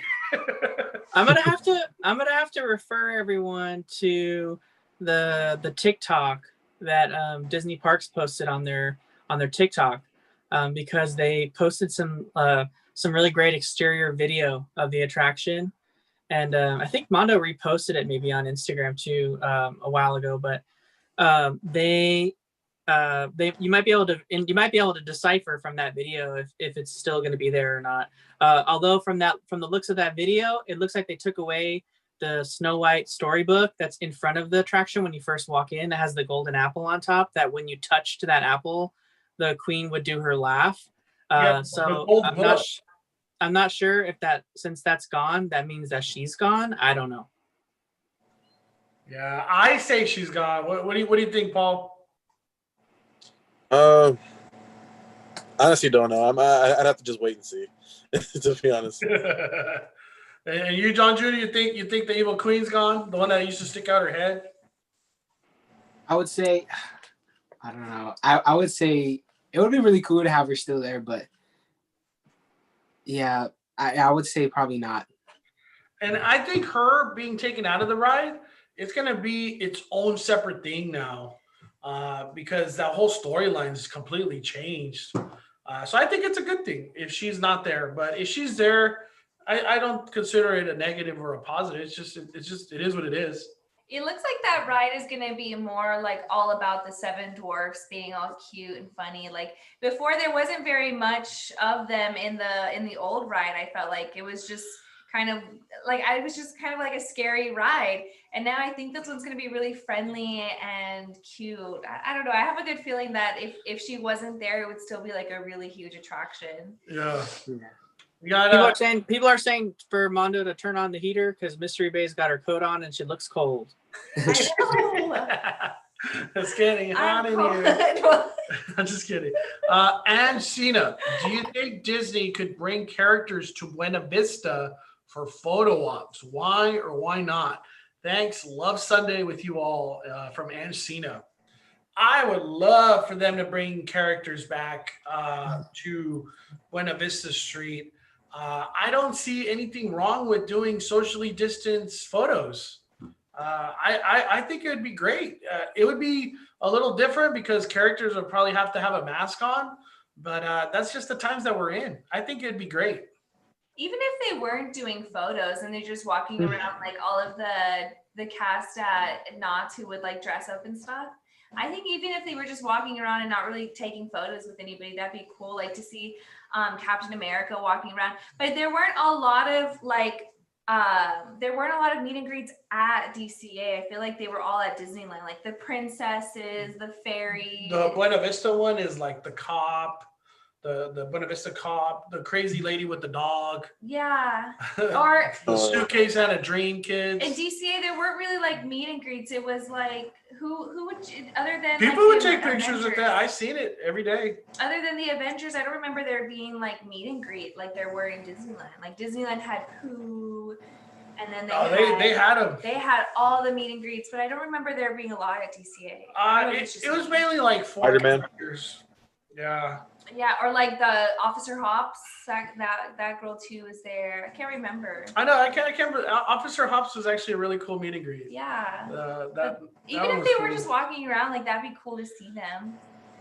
I remember when DCA first. Sophie D asks, "Do you think you'll get emotional when you go back to the park for the first time?" I know I will. No shame. As much as I want to say no, I know I'm gonna cry. I'm gonna cry, dude. Mondo's gonna cry when he goes back down to the lower lot again. As soon as I can hear that, that whole Jurassic World song. Just on your way down the escalators, you're just already starting it. And then I'm gonna cry as soon as I get on the tram at Disneyland. Dude, being on the tram again is gonna be just sick, dude. I miss the tram, dude, because the tram is like that. You're about to have an awesome day today. You know what I mean? You know, Mondo didn't on when he was watching The Mandalorian, like the last one, he didn't cry at Luke. He cried at R2-D2 of all things. Yeah, because he was just like. And Mondo cried at R2-D2. I almost got chills when like just a Jedi was swinging around. But like he just went as soon as R2-D2 rolls up, like that's when he was like, he was like. But I think I'd really cry. Yeah. We got a super chat from Sarah Brooks, our friend Sarah Brooks. Sarah Brooks. When the Grand Californian Hotel reopens, it would be awesome to see Speculation Sunday from the beautiful lobby/restaurant. It's funny that Sarah Brooks mentions that because when Mondo and I first experienced Jurassic World, the ride, for the first time, we actually did the first ever Five Fires YouTube and Discover the Magic podcast, and we recorded it live inside the lobby of the Grand Californian Hotel. And man, yeah, which made no sense right now when we think about it. Yeah, that was tough. It was like so loud in there and echoed terribly. It just was not a. Me and Danny did this podcast inside the lobby of Grand Californian Hotel, and people were just like, "What are they doing?" And I'm like, "You don't understand." Yeah. We're talking. So if you go far enough back on either my channel or Armando's channel, you can see that episode. It just says like episode 1, Five Fires, YouTube, and Discover the Magic podcast. When we thought we were going to do a podcast, but ended up doing this instead. It's just people don't like podcasts when they can't see the people. You know what I mean? Like, you know how Joe Rogan does his podcast? You could see all the characters or all the people that are involved. But if it was just a picture and it says Five Fire Podcast, people don't like that. So that's why we stopped doing the podcast, just because I don't have like the capability of filming everybody and doing all the different edits of it. But if we do a podcast like on iTunes, that's obviously different. I was gonna say I prefer listening to podcasts like on iTunes and like Spotify versus on YouTube. That's like for me. Like I tried listening to a podcast on YouTube, but I couldn't listen to it all. Are you gonna get emotional, John Jr., when you get back to the theme parks? Yes, I would say yes. I'm not emotional. It's a Scorpio in me. I say I'm not emotional, but I really am. I say yes. I mean, I feel like right as I like sit on like a ride, I feel like that's when everything's gonna soak in and be like, we are finally here, you know, and then that's just when the tears go down. It says Scorpio traits: you're loyal, honest, ambitious. Yeah. I just had to look it up. And I feel like John's gonna cry when he gets through the arches of Universal. Oh my god, I really right through the middle of the arches. I'm just gonna be shaky. Like even like when I go to like Knott's, like for the tasting events, for some reason I'm so shaky. Like like when I'm trying to like take like Instagram stories, like and just the video's so shaky. I don't know what it is. I just get like so, like I just get so hyped up. What about you, Paul? You gonna get emotional? Definitely. I feel like what you said with the trams. Like there's so many days. Like I remember like going in the afternoon with my family, and like you just hear the announcements playing over the speaker, and then it switches to Spanish, and then it's like I don't know. It's just the memories just. And if you get that one tram dude that was always really funny. I don't know. I can't even describe his show that he did. But it was just always fun. He was just a funny tram driver guy or whatever. We got a couple of comments here. Monica Juarez says, yes, John Jr. will cry for sure. My mom. My mom's already calling me out. Who's Monica Juarez? That's my mom. Uh, You're embarrassing me. Hey, you're gonna cry for sure, John. and then we got let's see here, Brittany Papa saying, I'll cry when I can go back to HHN. Seriously, man. I was pretty cool. I was pretty excited when I got to do the mazes in Orlando this year. Last year. That was so great. Especially seeing Beetlejuice. I was like, I can't even believe I'm in Beetlejuice right now. It's so cool.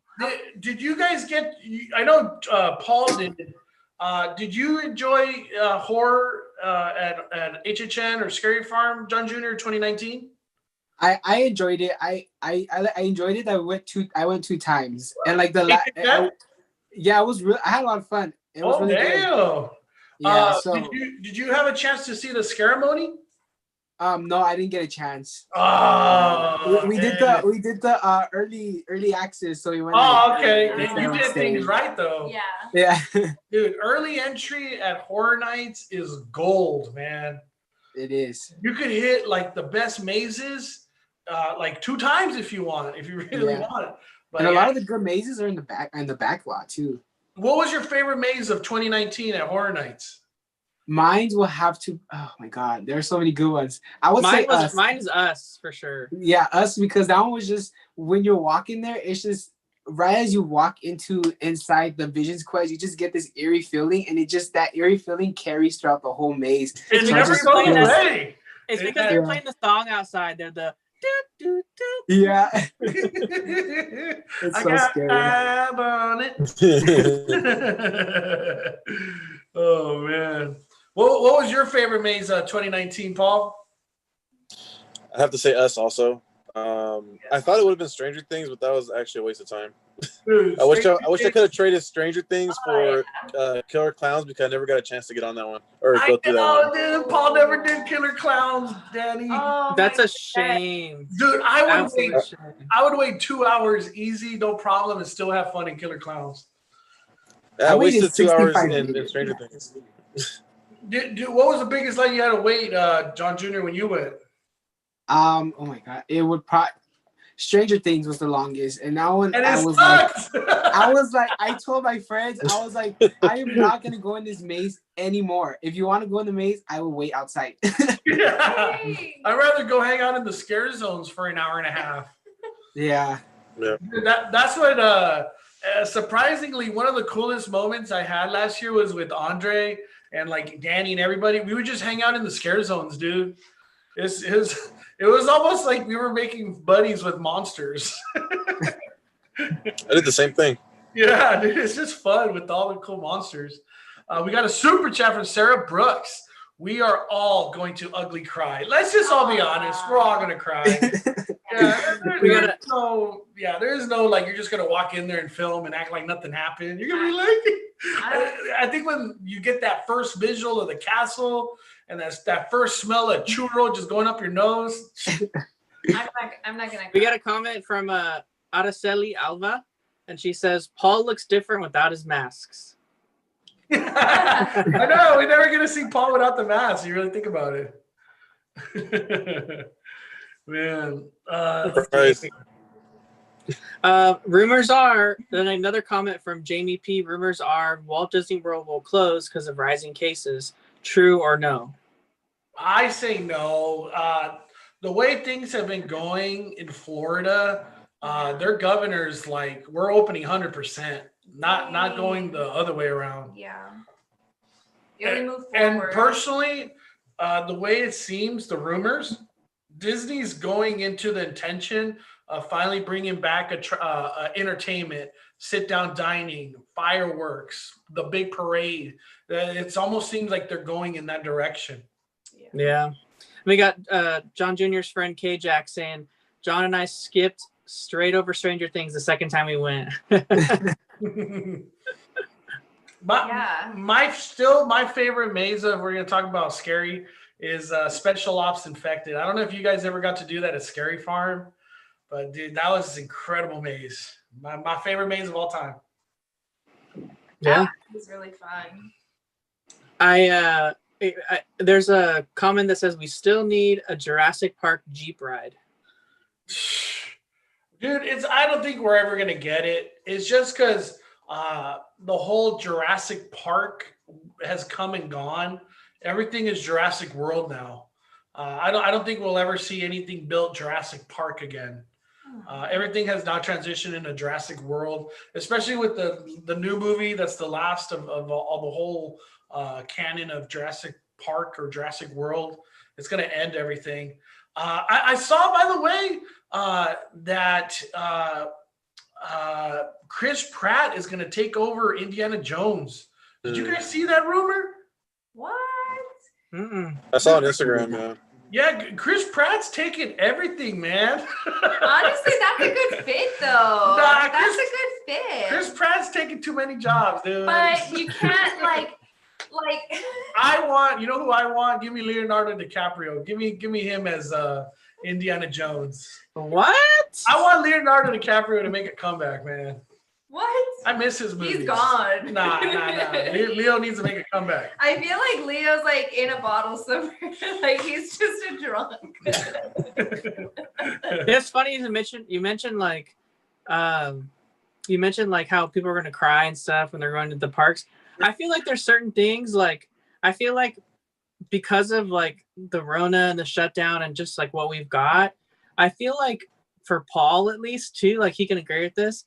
I feel like World of Disney is gonna hold a special place in Paul's heart for like the rest of eternity. Because he's like spent so much time in there. He's gotten to know the cast members that work there and updating. It's just like you're always gonna have that like, man, remember when like all I could do is World Disney? Like I kind of miss those days sometimes. You're gonna be like that, I feel. I actually started what I was doing, like theme park stuff there. Before I had a pass, I would go there all the time. Damn. And so now it's even more special because, like you said, I've known some of the cast members now. I'm always there, and I mean, when I go there, I just feel like normal. I don't know, it just feels like an everyday thing because basically is. I always say they need to hire Paul as a sales assistant, but on commission because he knows everything. And Paul would be the best worker, dude. They're the best salesman there. What do you need? We got it all. We got 70% off, 20% off. That's how I felt when I used to do all the crazy updates at Jurassic World. I got to know so many of the workers and like even at the restaurants at Jurassic Cafe and Jurassic Outfitter. I got to know a lot of employees. And I remember some of the employees would tell me like, dude, your speculations were stupid. You were way off and blah, blah. We used to laugh at you and you're crazy. But I used to always tell them like, well, this is what I hear, man. I'm just reporting on what I hear and what I see. Like, I know a lot of times we're not right, but it's speculation. Like that's the whole concept. But like, I'm not out here saying like, this is how it is. This is what I'm talking about. I know I'm right. Blah, blah. We're not out here doing that. Like, yeah, I still think that one day, Mondo, when you caught the Indominus and the T-Rex roars together. yeah, Like I still feel like you caught an animatronic battle scene we never had. dude. I'll talk about it right now. The day that Danny's talking about, it was clearly the T-Rex roar and this other roar that we never heard. And we still haven't heard that roar yet because when we actually got the final scene of Jurassic World, it was just a growling Indominus, just a it sounds dumb right now, but and then it just looks at the T-Rex. We heard a and then just, you know what I mean? I don't want to be too loud, but you know who was there with me? Theme Park Obsession. So I'm not crazy. I just want to say this. I know I'm not crazy because that day we heard that, we were like, what the hell was that? And I actually recorded it. I have a video of that audio, very faint, but and that's why I always said there's a full body Indominus Rex coming one day because that is not the end scene. And forever, a lot of people thought I was crazy, but when the ride opens, we will see who's crazy. But if I wasn't crazy, I wouldn't be myself. So I'm glad I'm crazy. Do you think Secret Life of Pets will have their own restaurant? That is a very good question, Brittany Papa. Personally, I hope so. Universal Studios is one of the theme parks that actually needs a lot of help when it comes down to restaurants, because the upper lot, it's 3 broomsticks or bust. Yeah. Because that Mexican food place is terrible. Cinnabon just puts you in food coma. The cafe that they got at the Parisian Courtyard, everything's expensive and it's not good. And Minions Cafe, I just have no opinion on it because it's been shut down for so long.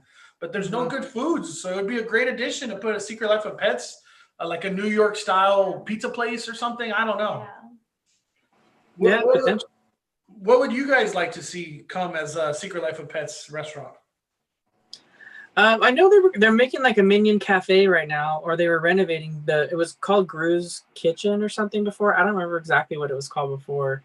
But now it's gonna be like Minion Cafe or something. So maybe they bring better food, and that location is actually pretty big. So I have high hopes for that whenever we get to see that again. But the upper lots, it has all the Simpsons food too, plus the Luigi's Pizza in the Simpsons area across the way. And then it has the 3 broomsticks. So there is some good food up in the upper lot, but I just feel like we need more like Jurassic Cafe caliber style restaurants and like 3 broomstick style restaurants like throughout Universal, or they need to redo the Mexican one, because it's just not really that. It's not. I've never ever been like. How do you let me mess go up Mexican food, dude? Well, let me like. I've never been like. Let me go out of my way to go have that. Like, they can just make it better. I think if they did a Secret Life of Pets like a themed food court where Walking Dead was, I think that'd be perfect. I was about to say that too. Yeah, what do you think, John Jr.? I was about to say if they can like incorporate the Walking Dead attraction and turn it into a whole restaurant. But also someone, Boba Fett said slop bakery with pastries shaped like the characters. I think that'll be pretty cool, but not like specifically like themed to like a whole bakery theme to them. I feel like maybe like little stands that sells like Secret Life of Pets specific treats, kind of like you know, like a La La Donut, they have their own stand. I feel like it'll be pretty cool to have like Secret Life of Pets like themed treats. I think that'll be really cool. Yep. What about you, Paul? You know how it's like based in the city? It'd be cool if they had like little like to go places, I guess you can say. Yeah. Like little restaurants or something. Kinda like in the city, you know? I think that'd be kind of cool. Oh, To get a little more theming.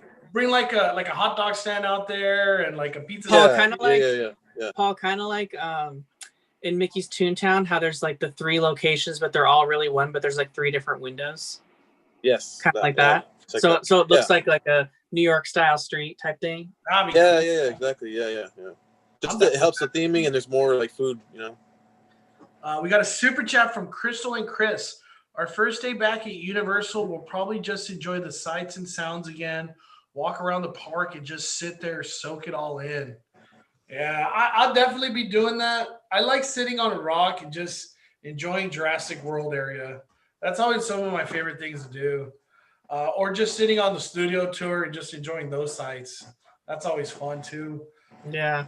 Wait, another quick question says, hi Danny, quick question. Do you think going to Walt Disney World would be nice in March or April? Yeah, it's great. I mean, you got the Flower and Garden Festival in March or April, so you can't go wrong then. You're just gonna have some pretty decent crowding in normal non-pandemic times, because that's normally spring break, and spring break's pretty crowded at Walt Disney World. But it doesn't mean you can't have fun. You can still have a lot of fun. We got Amy Ballin said, Paul, did your wife like the up pillow? Yeah, it's actually on our like little couch right here. Oh, I didn't know Paul got that. That's cool. Yeah, there's an up pillow too. Let me go get it. Hold on. What? Did you carry the up jug? No, Did you- all that stuff. I want all to this know up like, how stuff heavy sold that out. really is. It's sold out. I think Paul held the jug. Oh, damn. No, I didn't. Was the jug like really heavy or just like? How much was that Hold pillow? on, let me get that too. Hold on. It's You got the pillow's judge too, $24.99. He's out here up Can flexing. you put that on? Up flex. I don't know. I think Oh, there it you won't go. show. Oh, there we go. I see it. Oh, dang. Dude, that jug is big. Yeah, it's huge. What are you gonna put in Yeah, that? they were actually nice enough to hold it for me until I left, so I didn't have to walk around Oh, with it. nice. Dude, that's sick. How Is much it heavy? How much was the pillow and is it heavy? The pillow, I think it was $24.99. Dang, I'm gonna buy one. And the jug, is it like really, really heavy? Yeah, Oh, it's my pretty heavy. It's all God. glass. Too. Yeah, and it's glass though too. Dang. And just like the movie. Yeah, and you can only fit up to like quarters, I think. So I don't think you can fit like a $50 in there, but you can like fit quarters and pennies and stuff like that. Oh my gosh, it's gonna be tough getting stuff out of there. If you think about it. We got a super chat, Tiffany Ubens. We need a Be Our Guest restaurant and Everest ride. Yeah. Dude, I'm telling you, the Be Our Guest, a lot of people are on board. Thank you, Tiffany, for supporting the fire. But I think a themed character restaurant to Rainforest Cafe would be a banger that could be there for 30 years. Yeah. Like it would never go away. Yeah. And I can see so many families just enjoying birthday parties there. You know who? I know this sounds crazy, but it's Speculation Sunday. Why can't Knott's give us character dining, dude? I would love a themed character dining to come to Knott's. You get Snoopy, all the Peanut characters. Why are they not doing? They need to get on that. Knott's Berry Farm. Would you guys be down for that? Yeah. I would. Dude, how are they not doing? I need to like email them like, dude, y'all gotta get a character dining. Because if they incorporate it with Mrs. Knott's or no, you know what they do? They already do a character dining and it's called the buffet, and it's with all the monsters at Scary Farm. Yeah. So Knott should just give us a family friendly. In my opinion, they should shut down Amber Waves in the hotel and reopen it as a character dining location. Oh my God. That would just get people to go to the hotel all the time. That would get a lot of people to go to the hotel. And I think one of the big stigmas too with Knott's is people keep saying that their hotel's old. Maybe have a big refurbishment happen to the hotel and do away with that stigma, so that stigma of Knott's is hotel's old. Nobody can say that anymore, because I feel like that's kind of stuck to the Knott's hotel in a bad way. Yeah. Or yeah. we picked that pill's actually $34.99. I just checked. Oh, 34? Okay. Oh, dang. Yeah, I see a lot of prices all week. So, but after your AP discount, it's like $30. Yeah, it's a Mystery Bae. It's a really, really nice pillow. Like it's got a lot of different decorations on it and like embroideries and stuff. It looks very well made. Oh, nice. And the balloons are like 3D, like little palms. So it's kind of Yeah. cool. Aw. Kristen said, thank you for showing that. My daughter has a Pixar Up theme room. I'm going to have to order that now for her. Aw. Look at that. I'm telling you, Paul's the best salesman ever. If he was to if Paul touched foot and World of Disney, he'll sell everything. Even a spider box. I'm gonna spike. I couldn't make that happen. Oh, they said a missed super chat. Where is it? Let me see. Brooke Eats, is it? Oh, Brooke Eats, I think, says JJ says that Chris Pratt is his hero and can play Indy in his book. Brooke Eats, thank you.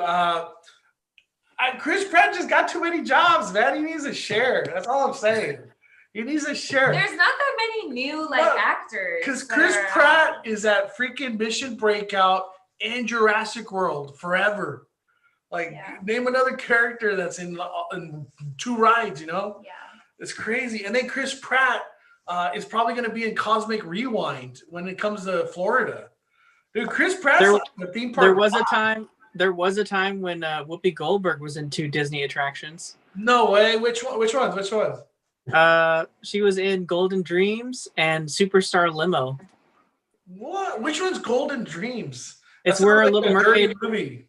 It's where the Little Mermaid is now. What is wrong with you? Wait, Little Mermaid was Golden Dreams? Yeah. I gotta watch a YouTube video. I don't even know what that ride is, dude. Yeah. Golden Dreams was a history lesson about like immigrants coming to California, and Whoopi Goldberg played the goddess of California called Calafia. Yeah. And she was like the narrator of the show. Hey, Danny, do you think the big announcement from Knott's Berry Farm in April last year that never happened was that they were going to re-innovate the hotel? No, I think they were going to talk about their plans for the 100. They were going to tell us what the big plans are for the party. Damn, man. It sucks that Knott's big 100th celebration, we're never going to see its entirety because it was literally going to be a 12-month celebration. When I got signed up for Knott's ambassador, they talked a lot of stuff that's like secret that I cannot talk about because I'll probably get fired. But I can tell you guys, Knott's had a big year planned, and everything, I don't want to say went to waste, but nothing came to fruition just because of the pandemic. So that's why, like, in the back of my mind, I always know like what was coming from Knott's, and it sucks because Knott's, as much as they put themselves back on the playing field as a theme park last year, they were going to make some big moves when it came down to celebrations, food events. Knott's Scary Farm was going to be a big year because they were going to have 2 more mazes coming that are brand new. So that would be 4 new mazes in the last 2 years. And the other big thing too was the Berry Tales ride. That because I think Berry Tales is like their everything's gonna kind of be themed outside of Berry Tales. Because one thing that Knott's is really doing a lot was introducing us to the characters of Berry Tales because they're not really well known. But if you're a Knott's fan and kind of Knott's historian, I know that sounds kind of weird to say, but you know exactly who these Berry Tale characters were. But people that are kind of Knott's fans in the last couple of years, we're like, who the hell are any of these Berry Tale characters? But these Berry Tale characters hold a lot of weight because they're the history of Knott's, and Berry Tales has a big influence when it comes down to Knott's Berry Farm, the theme park. Yeah, that's true. We got a little comment here from Sonia Javi 1986 Ramirez. Hello to everyone, especially Mystery Bae. My girls and I enjoy watching you on Instagram, Mystery Bae, and thanks for always replying. Aw, thank you. That's so kind. All right, 2 more questions, everybody. 2 more questions. Well, I just got a follow-up from Kristen Segura. She says, my oldest loved Golden Dreams. So mad when they closed it. Had to take a special trip out there just to say goodbye to Golden Dreams. Aw. Somebody says, Brian, we'll go with Brian. He says, what upgrades would you like to see in Haunted Mansion and Indiana Jones when the park reopens? I'll let you guys answer that one. What updates? Wait, would we like to see in Indiana Jones? In Haunted Mansion and Indiana Jones. I would love for Disneyland's Haunted Mansion to have the endings that Florida's has. That's for sure. 100%. So I hope that they incorporate that somehow. But I know that's a little controversial because the Pepper Ghost effect that they have for our Haunted Mansion's exit with like, you know, the ghost sitting in between you or like next to you, like that's like original to like the Haunted Mansion and like Walt Disney's design. We're like the only ones that have it. Yeah, so like I don't know that they would ever take it away though because of that. So To me, Haunted Mansion is actually like a perfect ride. I have nothing to complain about it. Indiana Jones, I do have some upgrades that I hope happens, is refurbish the hell out of that ride and not have it break down as much as it does. Because like for regular guests, being stuck 2 to 3 hours on a breakdown, that takes a lot of fun away from your day at Disneyland. And I know it's stressful. And I know it's nobody's fault that like the ride breaks down, whatever, but it would be a better best guest experience if they could get a big resurgence of the maintenance behind Indiana Jones. What about you, Paul? What do you think about Indiana Jones or Haunted Mansion? I agree. I think Haunted Mansion is like perfect the way it is, in my opinion. And then Indiana Jones, I agree with Mondo with the whole. I was actually gonna say that the fact that it breaks down a lot, and I think it'd be kind of cool if they made that ride track list as well, kind of like Rise of Resistance. That'd be kind of cool. That'd be crazy. Because then like they can do a lot of like stops and like goes, like the rock could be rolling towards you, and they can like. I feel like they could do a lot more with it. With those track lists. What about you, John Jr.? For me, I agree with Mondo and you and Paul. It's Haunted Mansion is okay. Like whenever I ride Haunted Mansion, I never notice anything wrong about it. I think it's always a fun time. But Indiana Jones, on the other hand, that's like one of my favorite rides. And like every time whenever I do go to like Disney and I try to ride it, there's always something going on. It's like, oh, we shut it down for an hour, come back in a little bit. Like, okay. And we never do because we already know it's going to take a long time. So, but I've only rode it probably like 2 times. So I don't know how, I don't know. I've never really paid attention enough to see what they can change or refurbish. But if it's the times I've went and it's always been like, oh, it broke down, like you have to come back, then I say like refurbish it a little bit. Hell yeah. We got a super chat for Steven Turquoise. He set 100. Thank you, Steven, for supporting the fire, man. We appreciate it. We appreciate it. Oh, he asked a question here. Oh, he did. It says, do you think Knott's, this is our last question, by the way.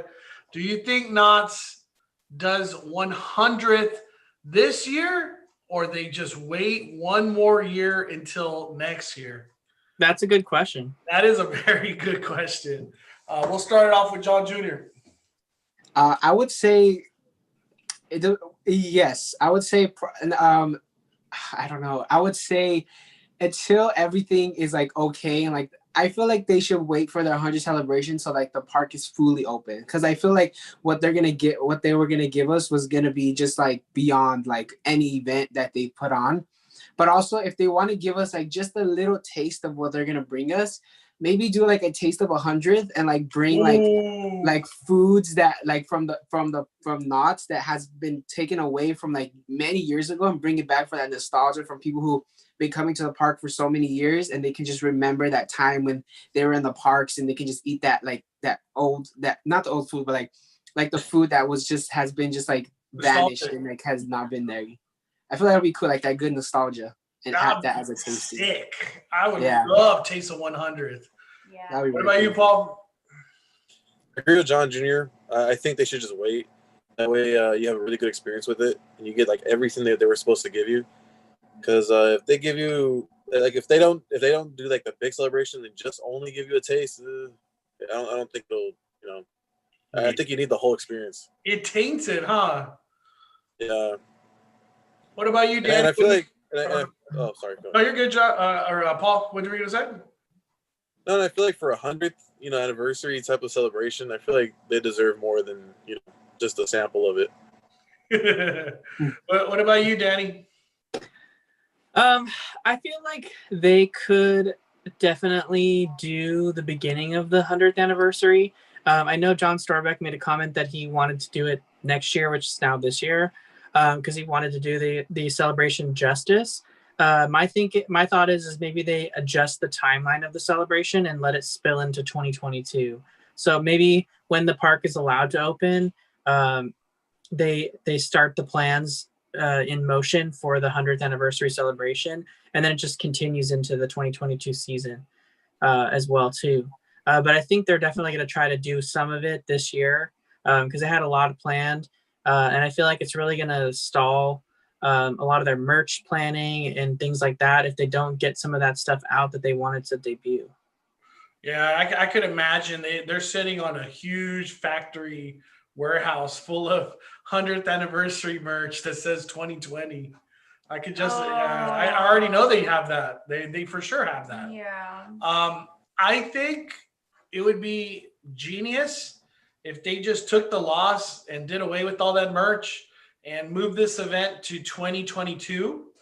And even though it makes no sense being the 100th anniversary, but the fandom and all of the Knott's Berry Farm patrons, they would all be cool with it, and have a unaffected celebration in 2022 would be amazing. I would have no complaints, and I think them moving it to 2022 would build a lot of hype and probably sell a ton of annual passes moving into 2022, because a lot of people would want to be part of that year, because it's going to be the biggest year of Knott's Berry Farm history.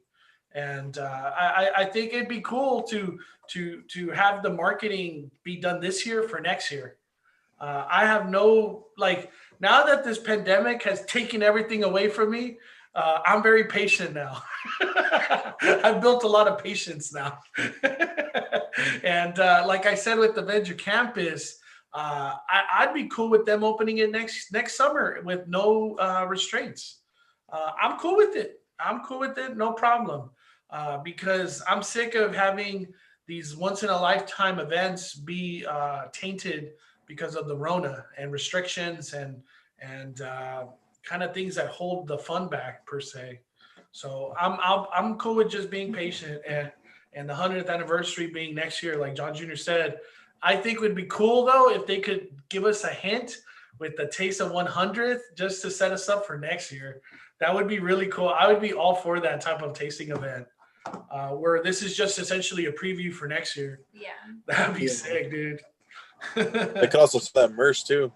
Oh yeah, and then they could maybe unload their 2020 merch in that tasting event. That'd be cool. And They could set it all up for next year. Yeah, I'd be totally down, because like nobody's holding Knott's arm like, you better do this 100th anniversary this year. Nobody's doing that. Everybody's very understanding, and I'm pretty sure the majority of fans and Knott's patrons would be willing to wait one more year and let it be an unaffected, unrestricted event, and it'd just be an epic year next year for Knott's Berry Farm. Yeah, but I think that was our second question. So yeah. What were we gonna say, Daddy? I was just gonna say we've been live for 2.5 hours. Oh my God! Oh, Damn, dude, I am sorry, John Jr. and Paul, to keep y'all so long. Dude, okay. This is fun. Do you guys understand or kind of get that feel of like how time flies? Yeah, it really did fly. Yeah.